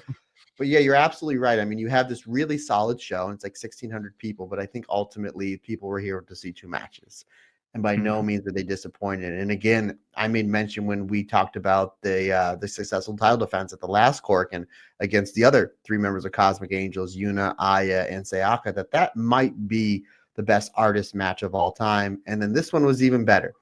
Mhm. Somehow even better, but you're absolutely right. I mean, look at all the moving parts you have in here. Azumi's got great chemistry with Natsupoi. Starlight Kid has great chemistry with Natsupoi. Starlight Kid obviously has great chemistry with Soriano. We saw about a year ago this time, they had a great Wonder of Stardom Championship match. And then at last year's 5-star Grand Prix in Korakuen Hall, had one of the best matches of the entire 5-star Grand Prix. Miyu Amasaki, again, she's really, really coming along, especially Miyu is at her best when she's in the same corner as Azumi, because Azumi knows where to put Miyu's stuff and the tag stuff. And then we see Azumi and Starlight Kid as Starbomb. They're terrific. And by the way, the other way, Tam Nakano's in this match. And Tam's absolutely fantastic. She got great chemistry with Starlight Kid and obviously great stuff with Azumi. So no matter how you pair this off as singles, tag, or even 6-person, because we saw a lot of stuff with, again, who's Natsupoi's best tag partner? Is it Tam as Meltier or is it Soriano as Saori? I really don't know. You can make a case for either one of them. And in my opinion, they're probably in the top 5 all-time greatest Stardom tag teams. And the fact that Natsupoi is in both those tag teams and she's in a trio with the 2 wrestlers here, you would see great Meltier stuff. Anytime Soriano got in trouble or was being double teamed, here comes Tam and Natsupoi for the super kicks. And then you would see almost immediately after that, Tam would go take out Azumi, and then we'd see Sareee teamwork, which again just goes to show you the great chemistry of the work rate Angels. I thought that was terrific stuff. There's this spot that Soriano and Natsupoi do all the time, and they do it where the wrestler where Natsupoi's on one end of the corner and Soriano's on the other. And Soriano will hit the missile drop kick. The opponent will bump, sell, and roll to where Natsupoi is, and Natsupoi will hit the Pharaoh gift. They think they hit it almost every single time in the last year's Goddess of Stardom tournament. So I was waiting for it to happen, and when they went to go do it to Azumi, Starlight Kid comes in the ring and they do stereo arm drags at the same time. Like, that's just so beautiful. Not only that, it's a really cool spot, but how are they not running into each other with the depths of the arm drag they're getting where they're not hitting midair? I thought that was just really excellent stuff here. The one thing I thought was very interesting, Rob, as I'm about to hit 2 Stardom cast funny things back to back. We saw the Tom's Tundra. Oh, yes, we did. Oh, yes, we did. Not only that, Rob Goodwin, but I don't know if it was just me watching this a second time over because I had to. But when I saw the Tom's Tundra, Soriano's knee pads came down. So I don't know if that's setting up a feud with fellow Neo Genesis member May Sarah. See how I hit the 1-2? See, nobody else is giving you this, folks. Nobody else is giving you this. So now we start really ramping up, right? And we get to a point where the work rate Angels are really getting up on Neo Genesis. I have no idea how they do this. Soriano is in the corner. She's in the corner looking into the ring, and we have Tam and Natsupoi on the other ends of the turnbuckles, and all 3 of them are holding hands. Tam dives this way, Natsupoi does this way. Soriano waits a second and a half for you get the ooh pop from the crowd. She waits until the crowd comes down just a little, and then she hits that missile drop that she tried earlier. I thought that was just a thing of beauty. Again, Starlight Kid here was terrific. Great stuff with her and Tam. Great stuff with Soriano. For me, the best part of this match, and there was a lot of great parts, and we haven't seen a singles match between these two. The last 3 or 4 minutes, this turns into a glorified singles match with Azumi and Soriano. Incredible. Rob Goodwin, I'm going to say something very controversial. To the shock of no one, these 2 had great chemistry together. Who would have thought Soriano and Azumi, Imagine. 2 of the best Imagine. 2 of the best wrestlers on this planet, have great chemistry. Really, really great stuff back and forth. The point you don't know where it was going to go. And I liked how Azumi's trying to get the Canadian Destroyer, and Soriano is either getting out, like one time she escaped it and she was able to get the Potter ring. I thought that was the finish. Then one time I think Natsupoi came in for the save. Really great stuff. And ultimately, what does Soriano in? I had a lot of people, especially our buddy Scotty Wrestling, kept saying, I cannot wait for the Starbomb Azumi Starlight Kid. I cannot wait for their tag title run because you know it's coming. Mr. Scotty Wrestling and everybody else that tweeted at me at that, I'm not going to say no to that. But boy, Azumi Miyu Amasaki here. Azumi and Miyu as O2 line. That's what did Soriano in. As Soriano was really getting ahead here, or Tam and Natsupoi Melt here were coming in to help Soriano out. It was the teamwork of Azumi and Miyu Amasaki. And they both hit a double high cradle DDT, which we've never seen them do before. And that really put Soriano on the back foot. Eventually, we see the double underhook Canadian Destroyer, Azumi Sushi. And when she locked in the Azumi Sushi, it looked like Tam was just going to get right there for the save. That was another great camera angle. She gets the Azumi Sushi. Tam is just right there for the save, but Miyu has her by the knee just enough that she's just fingertips away. And Tam was just so close to breaking up that fall, but eventually it was Azumi getting the Azumi Sushi for the 3 count. 4 3/4 stars for me. I think this is the greatest Artist of Stardom championship match I've ever seen. And I'm going to make a point. We talked so much over the past few months how 2024 was such a great year for Stardom. It was Mayu and Micah up top. Those were probably the 2 best wrestlers in this company. And we gave so much shout to Soriano, and rightfully so. Natsupoi. Obviously, we love us some Natsupoi. I made mention of the greatest Artist of Stardom match of all time was this one.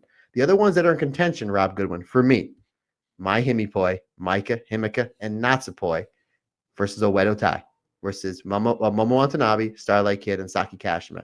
The other one that is in contention, for me at least, as the greatest Artist Stardom match of all time, Prominence versus Restart. Who is in Restart? Kairi, Natsupoi, and Soriano.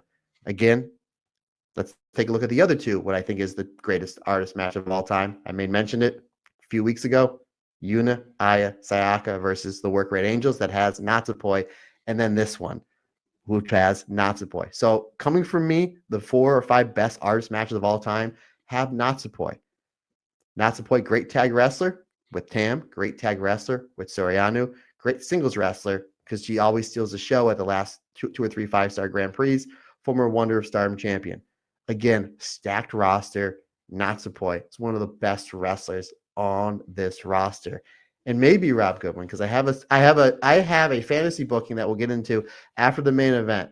Maybe now that Natsupoi is No Poi, maybe we give her a proper build and we run back her and Saya Kamitani. Because remember how great their Wonder of Stardom Championship match was 3 years ago? I certainly do. Oh, yes, and Natsupoi is better now. Run that back with a proper build, which I have some fantasy booking, which you'll get into. Put that for the richest prize in all of wrestling, the World of Stardom Championship. Regardless, Rob, again, this was fantastic. I think this is the greatest Artist match of all time.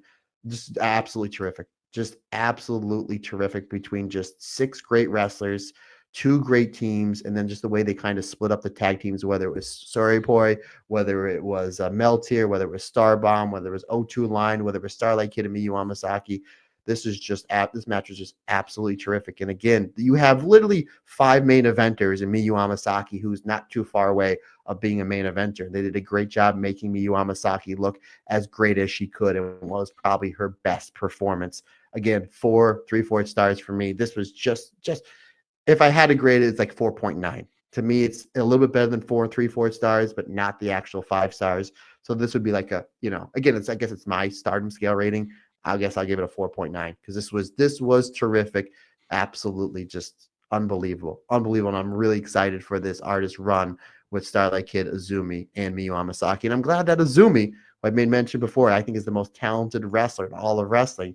She finally has a championship, my friend. First time since 2020 she's held the Artist of Stardom Championship. It's her 4th time with the belt. Starlight Kid's second. I apologize. And obviously Miyu Amasaki's first. Moving on then to the main event. Saya Kamitani successfully defending the World of Stardom Championship against Suzu Suzuki. Matt, I know that you are desperate to talk about this match, about how well Suzu Suzuki did, how phenomenal Saya Kamitani's Red Bell reign is going to be. Please go for it, sir. First thing I thought of as this match was starting, I was like, poor Saya Kamitani. Because now it seems like Natsupoi and Starlight Kid, she has to follow them once again. Again, if you remember Dream Queendom, I gave both the white belt and red belt match, they're both perfect 5 stars, but I like Starlight Kid and Natsupoi just a little bit better than Kamitani and Tam. And Kamitani and Tam, again, it was still 5 stars. That's how good that Wonder match was. I was like, I know this is going to be a good match, but how is it possible that these two are going to be even better than the greatest Artist of Stardom championship match of all time? I know you said on the cage match, it's kind of back and forth. I'm going to tell you right now, this was not only the better match. I know we're only 5 weeks into this year. This is the best match of the year. This is better than Kenny and Gabe Kidd. This is, for my money, this was better than Kenny and Gabe Kidd. Not by much, but this was, starts off with just really good wrestling, and then we get a little bit of the hate interference. Even before that, early in the match, Kamitani hits a dropkick. Suzu goes to the outside. Sai hits that springboard plancha, which, again, it just seems like she stays on the ropes. It looked like she was going to fall. Like, she just stays on the ropes and just has the hang time. Again, I've never seen a wrestler ever in my almost 40 years of watching this great sport have a better springboard plancha to the floor. Again, that's not just the Phoenix Queen. That's the Golden Phoenix. That was a trademark of hers. And then she gets a huge pop because everybody's cheering for her. Then we get the two of them kind of going back and forth with Saya brings a chair into the ring. They're both throwing the middle fingers at each other, which I thought was good. We get a little bit of hate interference. They kind of beat up a little bit on Suzu. May kind of comes in to kind of break it up a little. Suzu gets the advantage on Saya Kamitani, and eventually Rina pulls out Suzu. And I was like, I don't want interference to ruin this match. I understand that's Hate's thing, but the World of Stardom Championship is like, it's special. Like, I get a little bit of interference I'm okay with, but I was like, man, we kind of had two little things of interference early on in this match. So I was like, how are they going to rectify this? And they did it quick because Suzu then clobbers all the members of Hate, and then she gets up on Saya Kamitani. We've seen chair bowling before, especially in Korakuen Hall, especially with Hate. This was a whole different level. I mean, she was throwing the bowling ball right through the pins. Like, she was, and I was like, so now that the little bit of interference that I was kind of down on, I was like, oh, I kind of glad that they did it, because the psychology wise makes it like, now Suzu is really even pissed. Like, again, think about a real life situation. You're at a bar, you have a loudmouth talking, and then you have kind of the badass just sitting there. They eventually get in a fight. You want to watch the badass beat the loudmouth. Obviously, I'm referring to the loudmouth being Kamitani, Suzu being the badass. And then you see kind of the loudmouth's friends kind of interfering a little bit for the loudmouth to get an advantage. Then eventually you see the loudmouth throw one of the friends over the bar, and then properly the badass throw the loudmouth's friends over the bar, and then properly take the person she was beating up and throw her through the bar door. Then you're like, yeah, get her. Absolutely. That's the real life experience in this, because she kind of went through Rina and Ruaka, time threw them aside, and then just properly beats up Kamitani, takes her to the east sign, starts smashing her head off there, which, again, partner, when we go to Korakuen Hall next year, that's something we need to do. We need to take a photo of you smashing my head off the east sign. I'm all for it, because that just seems a rite of passage in Korakuen Hall. And at that point, Suzu is massively over, because they were really cheering for Saya, especially when we did that springboard plancha. But she does that to Kamitani. She pours water on her, and then she looks around. She pauses. Perfect crowd psychology from Suzu Suzuki. Yells, gets a massive, massive pop. So now it's just like they're on equal playing field as far as who's over in this match. And then they get back in the ring, and they start throwing the stiffest forearms I think I've ever seen. We made mention about halfway through Kamitani's run as the Wonder of Stardom champion, how much her strikes are improving. And they need to if she's going to carry that main event. This was a different level. Like, her and Suzu were just, I mean, it was just echoing in Korakuen Hall, and the crowd was just eating it up. I mean, just some really great stuff back and forth, just throwing bombs, the kicks, the forearms, great stuff back and forth. Kamitani starts to get a little bit of an advantage. She goes to run at Suzu. Suzu launches her properly face first in the turnbuckle. Then she takes her up to the top. And I was like, you're already here. It's the main event. You kind of almost have to do it. And they're teasing a top rope German. And it's just like, well, how is this going to go? The first thing I'm thinking is Kamitani is going to land on her feet. That's the way it's going to go. I don't know if this was planned or not, but the camera pulls back and Kamitani almost falls. And she properly grabs the ring post. And I was like, I don't know if that was planned, but it added to it, because it added to the drama, because the crowd was like, ooh, now Suzu really has to yank her off with the waistlock to get this top rope German. She hits the top rope German. She's not done yet. She hits the locomotion German suplexes back to back, and everybody in Korakuen Hall thought that was the finish. They bit on that finish. Kamitani kicks out. Suzu's not done. Keeps the waistlock on there with another German suplex. I thought that was just absolutely great. Really great violent stuff back and forth. Kamitani's able to come back with the spin kick, the double stomp, ramping up her violence. Eventually, Suzu hits the tequila shot, another German suplex. She goes to the top rope for the Sky Twister press, which he's only used once. Kamitani stops it, hits a top rope Rana. Then the two of them start trading reverse Ranas back and forth. At this point, both of them are exhausted, but it's Kamitani able to dig down deep to get one more poison Rana that leads to her to have the door open for the Star Crusher, for the 3 count.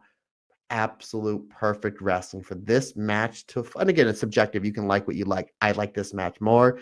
Perfect 5 stars for me.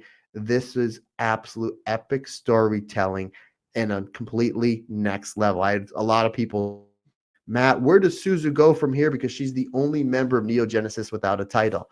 Yeah, she's the most over now because of this match. Again, it's an art form. It's an art form to be able to lose a big match and come out better. I'm so excited for what we're going to see in Suzu, not only in the future. I can't wait to see what she's going to do this weekend because I'm so invested in Suzu Suzuki. This is, and I think Suzu is only 23 years old.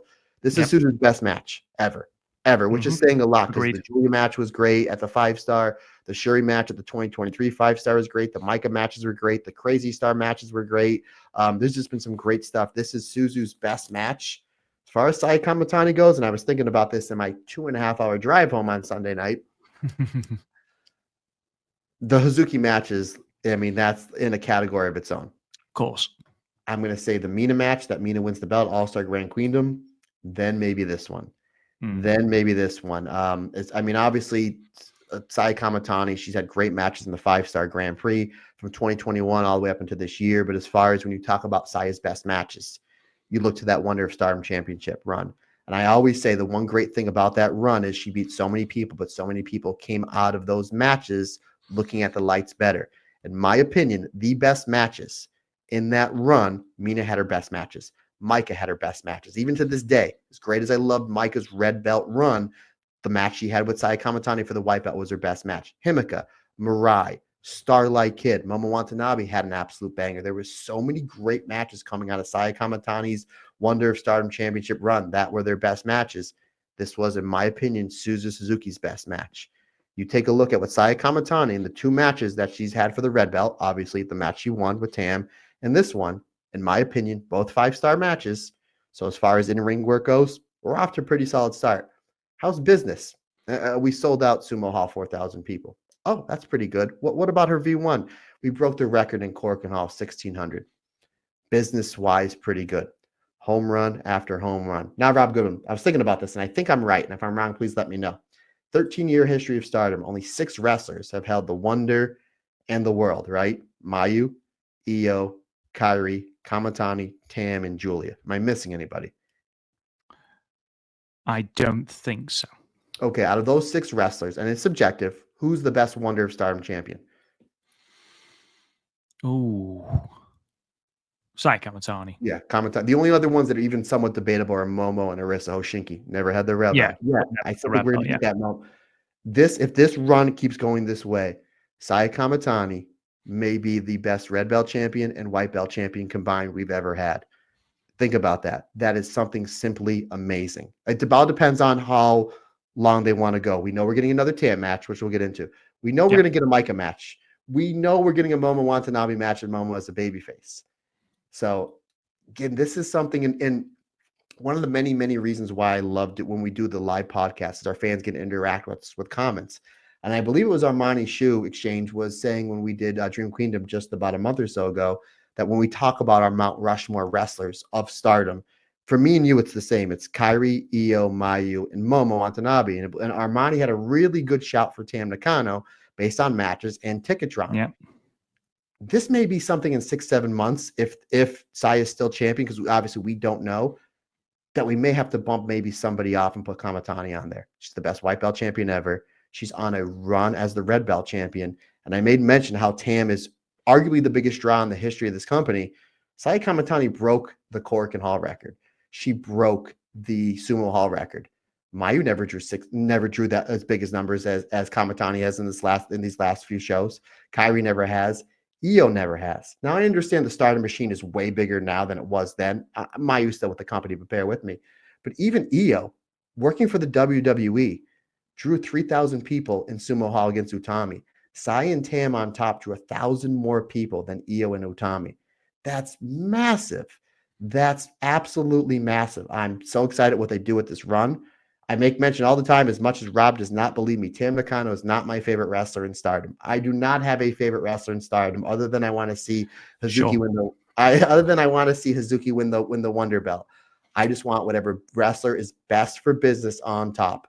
And it's Suzu, Micah, Mayu, Tam. So there's so many great wrestlers that can represent the company as champion. Right now, it's Saya Kamitani. And it should be, not unless something crazy happens, Saya Kamitani needs to be champion for at least a year.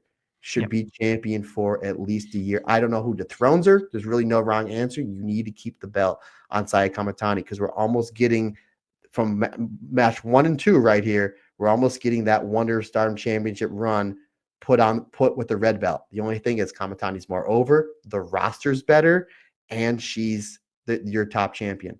There's a lot they can do with it, Rob, and a lot they can do. So again, this was great. Suzu Suzuki, the only member of Neo Genesis that doesn't have a belt. To me, she's the most over. She is a constant main eventer, and whenever the timing's right, they can put the Wonder or World Championship on her, and she's going to be a massive, massive draw. But right now, Saya Kamitani just feels like the biggest thing in wrestling.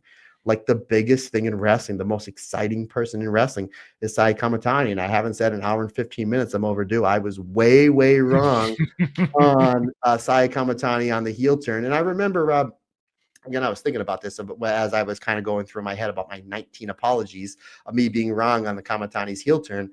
I remember when I went on my tirade back in the summer when that happened, and you were kind of playing devil's advocate saying, well, Stardom's never really had a heel champion since Kagetsu, so you kind of understood why Tora was champion. And my rebuttal was, I love Tora. I think she's great. But in order for you to be red belt champion in Stardom, you need to be next level. You need to be Mayu. You need to be Io. You need to be Tam, Julia, Micah, so on and so forth.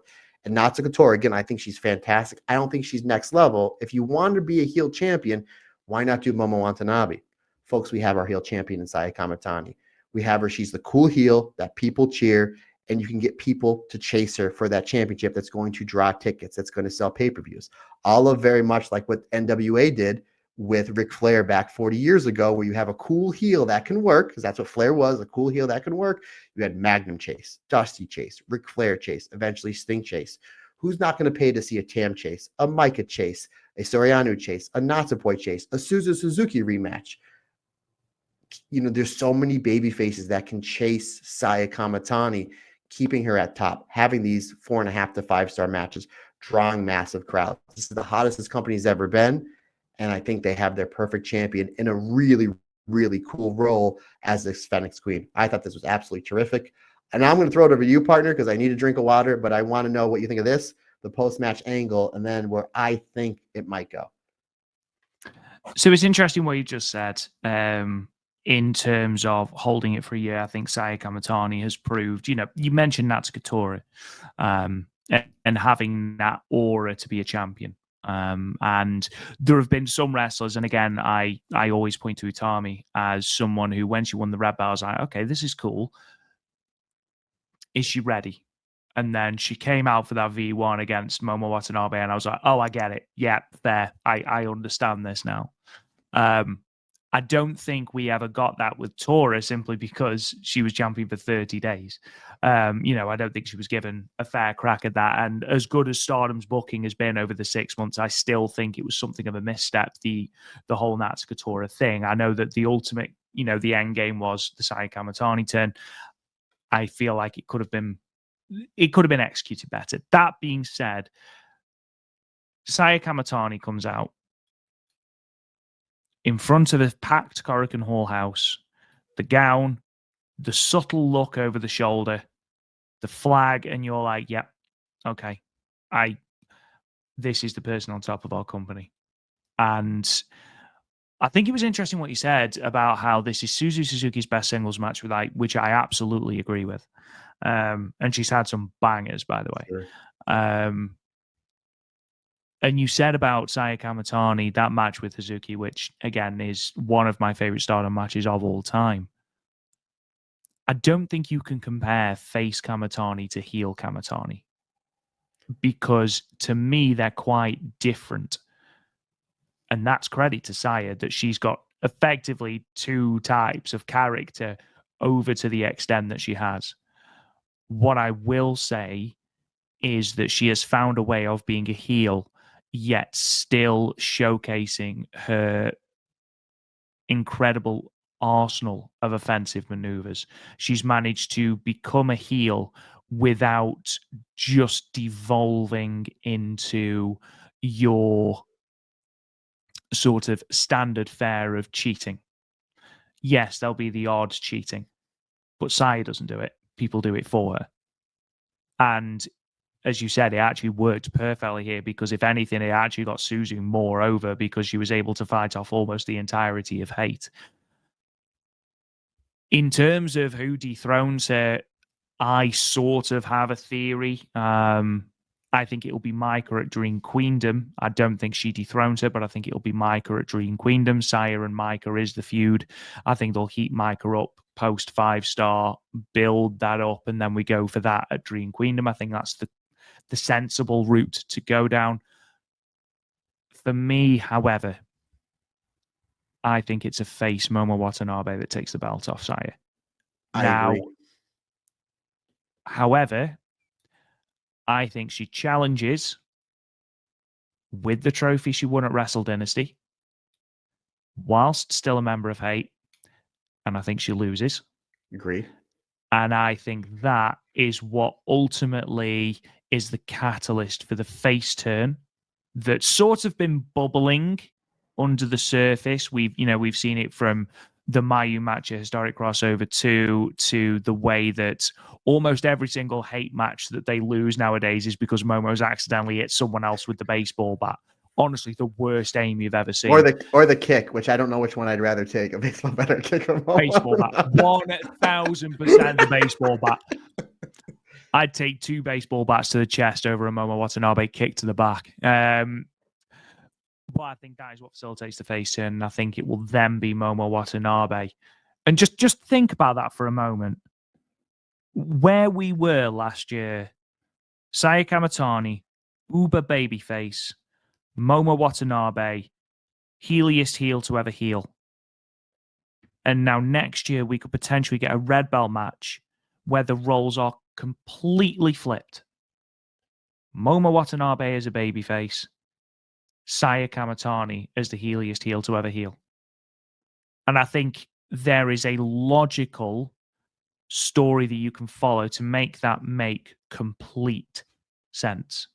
Now, for me, if I had the book, which obviously I don't, and for good reason, because Mayu and Hazuki would win everything.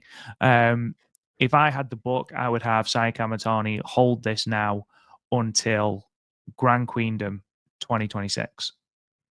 And that is where a face Momo Watanabe defeats Saya and takes the belt off her. That's what I do. Yeah, I mean, all depends. Business is still good. You never want to change the champion if business is still good. There's a lot that you can do. Like my thing was Micah challenged her at All-Star Grand Queendom this year because Micah beat her the last 2 times for the red belt at last year's Supreme Fight in the finals of the 5-star. So Micah has those last 2 wins. I think once Micah's done with this Tekla feud, you heat Micah back up and you do Micah versus Kamitani at All-Star Grand Queendom.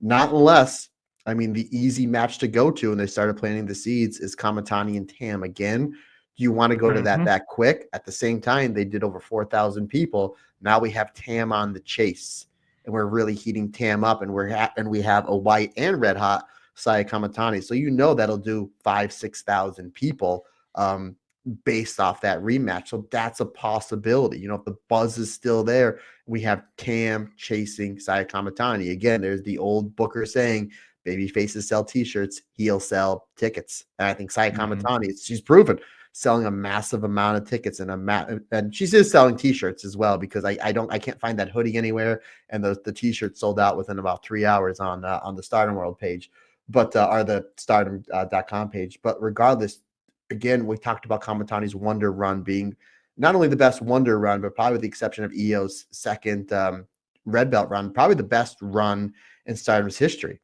Look at the roster now. Again, if we're going to give her 12 to 18 months, it can be right up there, Ron, because look what she's doing as box office. She's just, I'm not going to say she's just as good or better than than her white belt run, because it can be because it's just that white belt run as her the Golden Phoenix is just so next level and just so special.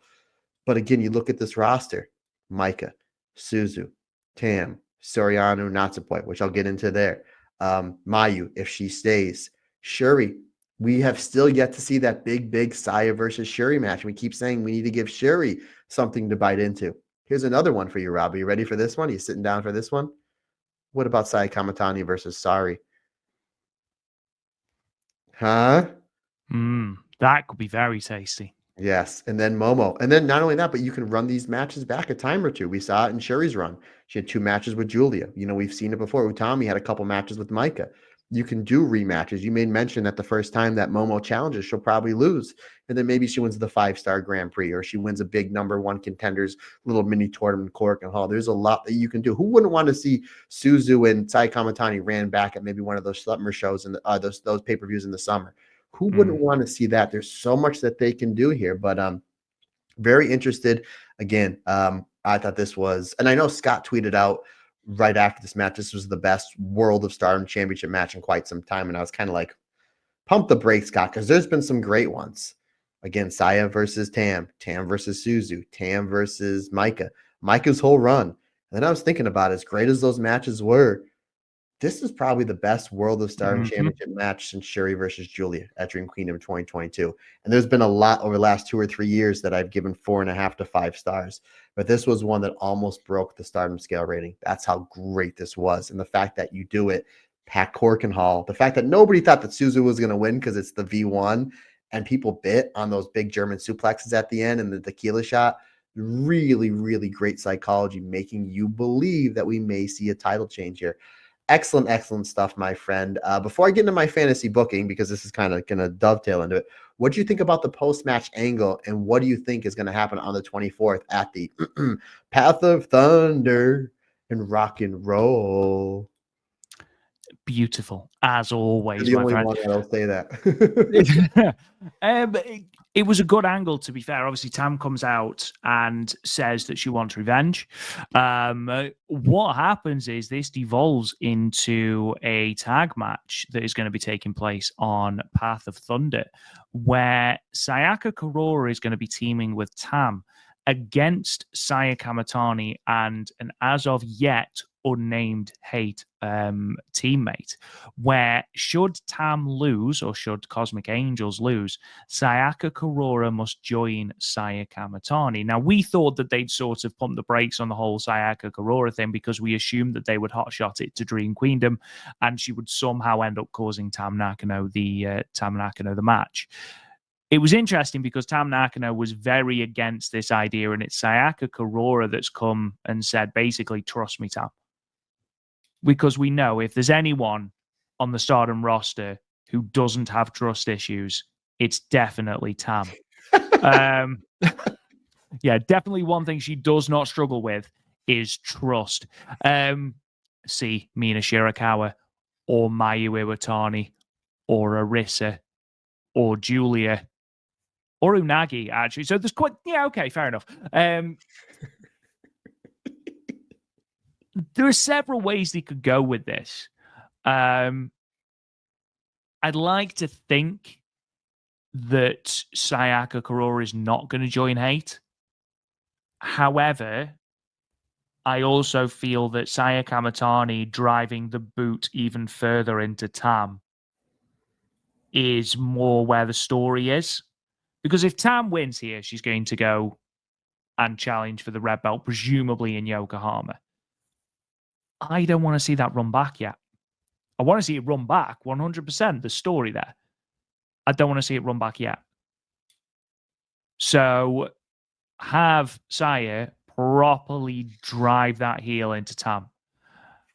Whether that means that Sayaka Kurura ends up as an unwilling member of hate, like a hostage, I don't know. I know that you have some fancy booking ideas, though, and I'm intrigued to know what you think is going to happen there.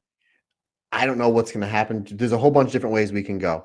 The obvious thing is Sayaka Kurura turns on Tam Nakano and joins hate. That's when she cut that promo and said, "Trust me, Tam," and she should just winked in the camera, because you know how that out. So that's like the one that's right. And everybody's like, "Oh, she's turning. Maybe that's not up there with in horror films. Going, I'll be right back. Yeah, absolutely. Just get in the running car. No, why would we do that? Let's hide behind the chainsaws. Anywho, that's the one that's right in it. That they can certainly go that way. Now, Kamitani did say that if Tam wins, she'll grant her anything. She didn't necessarily say it's a World of Stardom championship, which we presume it could be, but might be something completely different that we don't see. Another thing is we don't know who Kamitani's partner is. What if it's Momo? Momo with another apparent missed kick or baseball bat shot costs them the match. And then we start seeing the heat, and then we start seeing the face turn. That's another way they can go. I like that. I like that a lot. That's a really good one. Or it could be Tekla or somebody else. And then, of course, Momo comes in for the, when the ref is turned and it costs him there. So Momo doesn't have to be in the match to start planting the seeds for the babyface turn, which we know we're getting because she can just get a Tate. So there's a possibility 42 members of coming in. So maybe it's Konami, maybe it's Tora, who knows? But regardless, that's something that's going to be in the back of our minds too. Is Momo going to come in, try for a baseball bat shot, accidentally hit Kamitani or who the other partner is? That's a possibility. The other possibility is it's a straight up wrestling match and Kamitani pins Sayaka Kurura, and you're absolutely right. She kind of takes her away like a hostage. And then maybe we see the downward spiral of Tam to the point where she's so distraught that she can't lead Cosmic Angels to the way that they're going to. So Soriano steps up, wins a whole bunch of matches, challenges Saya Kamitani for the World of Stardom Championship. Who does not want to see Soriano versus Saya Kamitani? Of course. Have Kamitani beat her clean in the middle of the ring. And then who comes in the ring to admonish the cold spray and the ice packs? She's right there. Fukigen Death. That's I was going to say Natsupoi, but what about Fukigen Fairy Death Poi? But no, then Natsupoi. And then boom, you can literally set up Tam. They lose this match. Tam spiraling out. You kind of keep Tam maybe away a little bit. Again, how can I miss you if you don't go away? And then you can literally set up back-to-back challenges with Soriano and Natsupoi, which, to the best of my knowledge, they've never challenged for the World of Stardom Championship. And to the best of my knowledge, they may have slightly above average matches wrestling Saya Kamitani for the World of Stardom Championship. And then you slowly build Tam up. I'm with you, partner. I obviously want to see that rematch. Not just yet, but at the same time, Teru Okada wants to try to draw 10,000 people in Yokohama, which is very, very lawfully. The biggest match might be Tam on chasing Saya Kamitani with maybe only a 3 or 4 month chase, because we live in like such a YouTube iPhone generation where it's like, if we don't get it right away, we lose interest. This isn't how it was in the 70s and 80s where you can build something up for a year. This is something that if they don't run back in Yokohama, they run the risk of maybe when they run it again, maybe losing some steam, or maybe not, because again, the Stardom booking has been so fantastic. Maybe that's one way to do it. So it's a possibility they do it back at Yokohama. I don't know. There's a whole bunch of different ways they can go about it. I think right now the match for Yokohama is Micah versus Saya Kamitani. But again, that's just me. There's a whole bunch of things that they can do, Robin. They all work. And again, my biggest gripe with Teru Okada's booking and the year that he's been having this is the one that I've apologized for about 50,000 times, and it's the one that has broke all the records. So again, who am I to tell him what to do? I'm just going to sit back, watch it, and enjoy it, note it on my notepad so I don't delete it off my computer, and then podcast it with you, partner. But man, I'm so excited for this company. As excited as I was when I first joined the Stardom cast, back in 2021, as excited as I was in 2022, especially those string of shows in the summer leading to the 5 stars, excited as I was, for attending the ECW Arena show, excited as I was at the end of this year. I've never been more excited for a wrestling company, I don't think ever, than I am right now here in February of 2025. And considering the fact that we're already fantasy booking All-Star Grand Queendom, the fact that we have the Cinderella tournament and your potential heart attack on air as we do the brackets like we do every year, and as well as not one but 2 Stardom shows back to back in Vegas, baby. Man, it's a great time to be alive. And it's one of the many reasons why it's so easy for me to be so excited and so positive, because we got all this great stuff to talk about, my man. You are not wrong, my friend. You are not wrong. And I'm sure we could go on and on and on about the permutations of what is going to happen as a part of Saya Kamitani's reign, who is going to step up, especially with this added wrinkle on Path of Thunder. I'm still of the opinion, and this is just my personal opinion, I want to see Tam versus Saya. Of course I do, but I want to give it time to breathe. Again, it's sort of playing that off against wanting to sell as many possible tickets at Yokohama. And if you're thinking about title matches for Yokohama, your choices in terms of drawing your most is going to be either Tam or Micah. Those are your two, I feel, that are going to main event. You could have Micah there, to be fair. Sure. She did beat Saya in the 5-star. She does have a claim to it. Again, we will wait and see. Moving on then, just a little bit. We do have a Stardom show tomorrow as we record New Blood 18, which is going to be taking place in Tokyo Square in Itabashi. The card has been announced. It's going to be free on YouTube, but it's pointless me telling you that, ladies and gentlemen, because by the time this airs, will have already happened. But that being said, I'm just going to quickly whip through the card again before I go through some interesting matchups that Stardom have announced for their next 4 shows. So in terms of New Blood 18 for Wednesday, the 5th of February, Wanako, Wakusukiyama, and Hanako will be taking on Akira Kuragani and Yuria Hime. Kiori Yoneyama will be wrestling as herself against Rian. The first time in God knows how long we've seen Kiori Yoneyama sans face paint. We've then got Godzai, Hina, Tomoka Inaba, and Kyoka Katatsu. They're going to be taking on the team of Kohaku, Honaka, and Saren as well. It was Saren that I couldn't get the translation for off the original announcement, ladies and gentlemen. So thank you to those that told me. Rina and Azusa, Inaba, Devil Princess, they are going to be taking on Diana's Mitsuki Kato and Yuma Makoto. And then we have got a 6-woman tag match, Cosmic Angels versus Godzai and Diana, Yuna Mizumori, Aya Sakura, and Sayaka Kurura. They are going to be taking on Rani Yagami and Nanami and Himiko as well. The running order is not set in stone, so I'm not sure what will main event that show. I'd probably argue that it's going to be Cosmic Angels versus Godzai, but that might just be me. Might be Wanako versus the rookies. I don't know. That being said, we also have shows announced for February 8th in Kobe, 9th in Yamaguchi, which is Mayu Iwatani's homecoming show in KDDI Ishin Hall in Yamaguchi, on Tuesday the 11th in Hiroshima, and the 12th of February in Osaka. All 4 of those cards will air live on Stardom World. We have got some matches announced, not all cards, but some cards. So in terms of the show in Kobe on Saturday the 8th, we have got Starlight Kid and Maesaya of Neo Genesis. They're going to be taking on the 2 rookies, Akira Kuragani and Uriah Hime. We've also got a 6-woman tag, Micah Wakusukiyama and Hanako of EXV taking on Neo Genesis, Azumi Suzu Suzuki, and Mio Amasaki. And then in a singles match, we have got Hanan versus the Kobe native, Aya Sakura, in her homecoming show. Starting in Yamaguchi, then, Mayu Iwatani's triumphal tournament return. That's going to be February 9th. 2 matches announced for that show. We've got Syuri Lady C, Rani Yagami, and Tomoka Inaba of Godzai taking on the Hate team of Saya Kamitani, Konami, Natsukatora, and Ruaka. And then we've got a special tag match announced. Mayu Iwatani and Saki Kashima versus Azumi and Momo Watanabe. Now, that has got the potential to be very spicy because, of course, Mayu Iwatani was turned on by Saki Kashima January 3rd, 2020, when Saki Kashima left Stars to join a Weather Tie.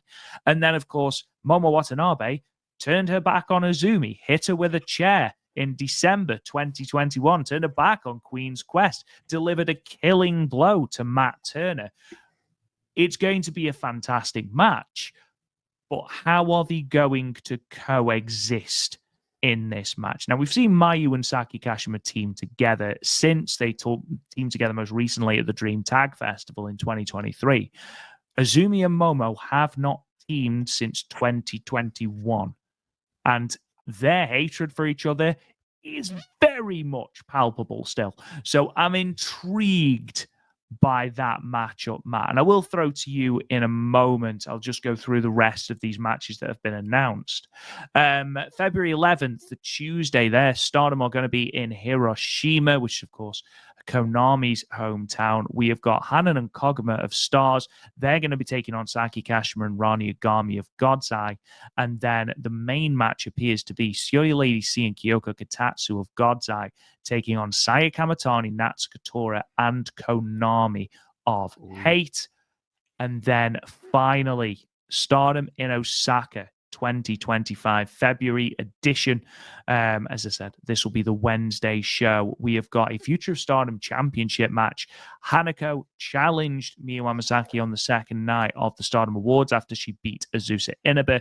That match has been made official. Miyu Amasaki's third defense of the Future of Stardom Championship against Hanako. And then what will undoubtedly be your main event and should be your main event, singles match, Yuna Mizumori versus Fukiken Death. You know where you were going with that. I was like, ooh. You got me. Obviously, there's a lot of things there's a lot of really interesting matchups there. That Future Stardom Championship match, I'm still of the opinion that Hanako takes it. There's the God's Eye versus Hate match from Hiroshima. But I think we're both in agreement that the match that sticks out the most is that special tag team match. Mayu Iwatani and Saki Kashima versus Azumi and Momo Watanabe. It's really weird considering the hate between the, I guess, pun someone intended it, between the partners. Mm-hmm. Mayu and Saki Kashima, former Goddess of Stardom champions, if you can believe it. Momo Watanabe and Azumi, part of Momo Oz, won the 2020 Goddess of Stardom Tag League. And I think they made it to the finals of the one in 2021. And it's still like shocking to me that Momo and Azumi never won the Goddess belts. Like, to me, they're like top five. They're like one of my top 4 or 5 favorite all-time Stardom tag teams. So it's going to be interesting because you mentioned the Dream Star festival from the tag league from back in 2023. I voted for Momo Oz as a team, and obviously we didn't get that. We got Momo Kogo, Momo Watanabe, and then obviously the debut of Starbomb with the Azumi and Starlight Kid, and that seemed to work itself out for them too. Yeah, it's gonna be interesting to see how it's gonna happen. But Cody, you're gonna say something, partner. No. I was saying, yeah, absolutely. It seems to have worked out all right for them, especially considering the show we just reviewed. Yeah, they're doing A-okay. I'm just excited to see Momo Oz back together. And obviously Mayu and Saki Kashima work really well as a team and have really great comedic timing. And the fact that it's another excuse that Momo crossed the ring from Mayu Iwatani, and we're just throwing Saki Kashima and Nazumi in there. But yeah, I'm excited because, again, I love Momo Oz. I literally almost jumped out of my chair when I saw that, and I sent you a text message. I'm like, we're getting Momo Oz back. Again, we don't know how it's going to work. Maybe it's kind of a litmus test to see how Momo is going to work as a babyface, because she hasn't worked as a babyface in over 3 years. So maybe that's a possibility to maybe trying to slowly get her back in the groove. But yeah, that's the match I'm really, really looking forward to. Absolutely. It's going to be very, very tasty. And we will, of course, cover that on next week's podcast. However, Matt, before we go anywhere, obviously it was the rumbliest rumble to ever rumble this weekend. And that means only one thing, and that is, of course, it is time, my friend, for EO and Kairi Watch, although it technically is only EO Watch. It's only EO Watch. We have 2 segments. Yes, the Royal Rumble and Monday Night Raw. And again, thanks to my main man, Darren Chatton, who gave me the time cues. I told him we're recording early, so I do need those time cues. So simply put, I'm sure everybody's seen EO came out in the Royal Rumble #1, and I was like, oh. Now, we've seen people win at the #1 spot before. However, Bayley won it at #3 last year, and Rhea Ripley 2 years ago won it at the #1 spot 2 years ago. So surely they weren't going to do 3 in a row. But that EO made me believe as we were getting about close to an hour. I'm like, it's a possibility. But obviously, EO got eliminated as well as 84 other people in a very lackluster elimination from one Nia Jax. However, our genius of the sky, our beloved EO, lasted 1 hour, 6 minutes, and 45 seconds. So good for one EO. But those dreams were somewhat crushed of her getting a title match at WrestleMania. However, Rob Goodwin, this past Monday Night Raw, we had a second chance at a dream. Now, what was all EO had to do was qualify for the Elimination Chamber, and that dream was still alive. However, they announced EO's opponent. It's the biggest test she's ever had. Mayu, no. Was it Momo Watanabe? No. Kyrie, no. That damn Liv Morgan, Rob Goodwin. That damn Liv Morgan is standing in EO's way of the Elimination Chamber. So not only, Rob Goodwin, I'm taking this seriously. You really are. You've not only heated up. Not only is this for a spot in the Elimination Chamber, not only is this for EO to avenge her loss back at Saturday Night's Main Event a few months ago, not only is this for EO to prove that she should be ranked higher in the PWI Women's 250. Rob Goodwin, I don't know if you've seen this, but right before this match happened, they announced the ratings for the WWE new 2K game. And did you see this, Rob Goodwin, this injustice? Absolutely devastating, this. Liv Morgan, 91, EO, 89. My thing is, Rob, I'm going to give somebody the benefit of the doubt. It was an error, and it should have been 98 for EO. So that's my story. I'm sticking to it. Now, Rob Goodwin, have you seen this match by chance? I've seen the finish. Okay. Someone must have showed Saya Kamitani versus Suzu Suzuki, and because EO wrestled this match like she was in Korakuen Hall. So let me just tell you what base. And I love me some Liv Morgan. She's the perfect WWE style wrestler. So the match starts. You get a little bit of back and forth, a little bit of heat on EO. EO comes back, drills Liv Morgan with a forearm. Very much almost like Saya and Suzu. Liv Morgan goes out to the outside. EO hits the picture perfect dive. She comes back. She goes for the moonsault. Raquel Gonzalez or Rodriguez, whatever they're calling her, kind of pulls EO's foot. We get a little bit of an interference. We start building some heat on EO. Liv hits the three amigos. EO comes back with a whole bunch of palm strikes that I guess eventually bust open the lip of Liv Morgan. She hits the Joshi drop kick, the Quesador for a 2 count. EO misses the bullet train. Liv comes back with the backstabber. EO hits the head kick. I'm sorry. This is where she goes for the moonsault. And my notes, I'm off here. EO goes for the moonsault. That's where Raquel Rodriguez interferes. EO then goes to the apron. Liv Morgan tries to then jump from the ring onto EO and try to do a sunset flip power bomb. I'm like, that's just absolutely insane. EO stops it. They go to the floor. EO beats up Liv Morgan even more. She hits her with a German suplex on the floor. Yes, this is WWE, folks, not Stardom, not Korakuen Hall. She hits a German suplex on the floor, and then she hits the perfect Asai moonsault. Yeah, EO just busting Liv Morgan up, German suplexing on the floor because why not? Why not? EO then hits a top rope hurricanrana, and then she goes for the moonsault again. Raquel Rodriguez gets involved again. Out comes Rhea Ripley, beats up Raquel Gonzalez, and then accidentally punches Liv Morgan, causing a disqualification and another Liv Morgan win over Io Shirai. Now, by no means, folks, it's a 5-star match, but Io, like I said, she wrestled this match like she was in Korakuen Hall. Like just some insane spots. And poor Liv Morgan had to take all this stuff because Io just didn't care. But I believe they made mention there's going to be a last chance, like multi-person match for the Elimination Chamber, because they did set up after the match was over. Rhea Ripley comes in and almost apologizes to Io, and Io's like, "What did you do? You cost me this match." And where the camera angle was, it was Rhea, it was Io, it was the WrestleMania sign. So my guess, and maybe I'm just hoping on to hope, is that Io wins this last chance Survivor match, goes in the Elimination Chamber, not only wins the Elimination Chamber, properly pins Liv Morgan, and I still think we're going to be getting Io and Rhea Ripley for the WWE Women's Championship match at WrestleMania. So are you thinking it'll be Charlotte Flair versus Tiffany Stratton? And yes. Yeah, that's the way I think they're going to go. No, that's the way. I know a lot of people are saying, what if Charlotte does what she did a few years ago and challenges the NXT champion? Charlotte and Julia would be great, but I don't think we're there just yet. But I think that they want to do Tiffany Stratton and Charlotte Flair because they're both just insane athletes. And we planted the seeds with Io and Rhea a few months back when they were both kind of feuding to see who's going to beat up Liv Morgan. And now we properly planted this seed with a proper camera angle the WWE, they know what they're doing with that. So I think that's the way we're going. I really think we're getting Io and Rhea Ripley. And I guess it kind of makes more sense because you would need Io to carry the Elimination Chamber instead of having Charlotte Flair carry the Elimination Chamber. No disrespect to Charlotte Flair, but Io is just on a completely different level than any wrestler in that company. So that's the way I'm thinking. Again, I'm betting with my heart, my friend. I'm going to say Io.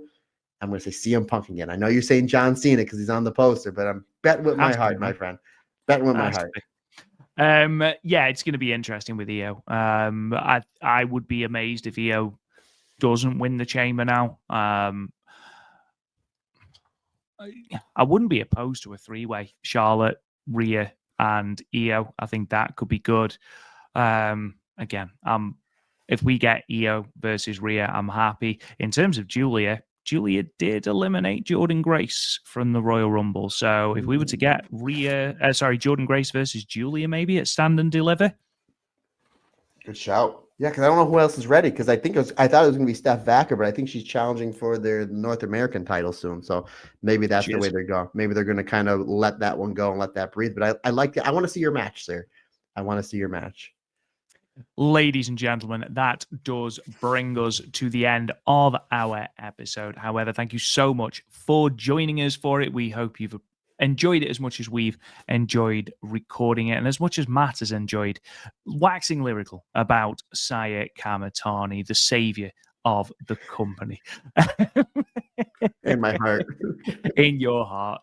Thank you so much for listening. Thank you for subscribing. If you haven't already subscribed, ladies and gentlemen, you can wherever you get your podcasts. If you like all of your episodes early and ad-free for as little as $1 a month, then you can get that on patreon.com/the Stardom Cast. You can find us on the website www.talkjoshi.com, where you can find all of our news, reviews, previews, all of our stats and histories and all that sort of jazz for Stardom and for Marigold as well. You can find us on social media at the Stardom Cast, apart from if it is Threads or Instagram or Blue Sky, in which case it is Talk Joshi. You can talk to me on Twitter at Real Rob Goodwin. Mr. Turner, sign us off, good sir. Folks, questions, comments, suggestions, anything you need from me, Matt Turner, OF, on the Instagram, on the Twitter, on the TikTok. If you want to get a hold of me on the Instagram, the Stardom Cast is also available on the Instagram. However, if you do not want to do social media, if you want to reach out to me the old-fashioned way, as Rob Goodwin's getting ready to do it, folks, the email address is thestardomcast22@gmail.com. Folks, that's going to wrap it up for another fun-filled episode of the Kamitani Cast. The Stardom Cast. We greatly appreciate your support. Can't do without you. Because like I always say, it's just not my podcast. It's our podcast. Because we're all together, everybody's different. Everybody's special.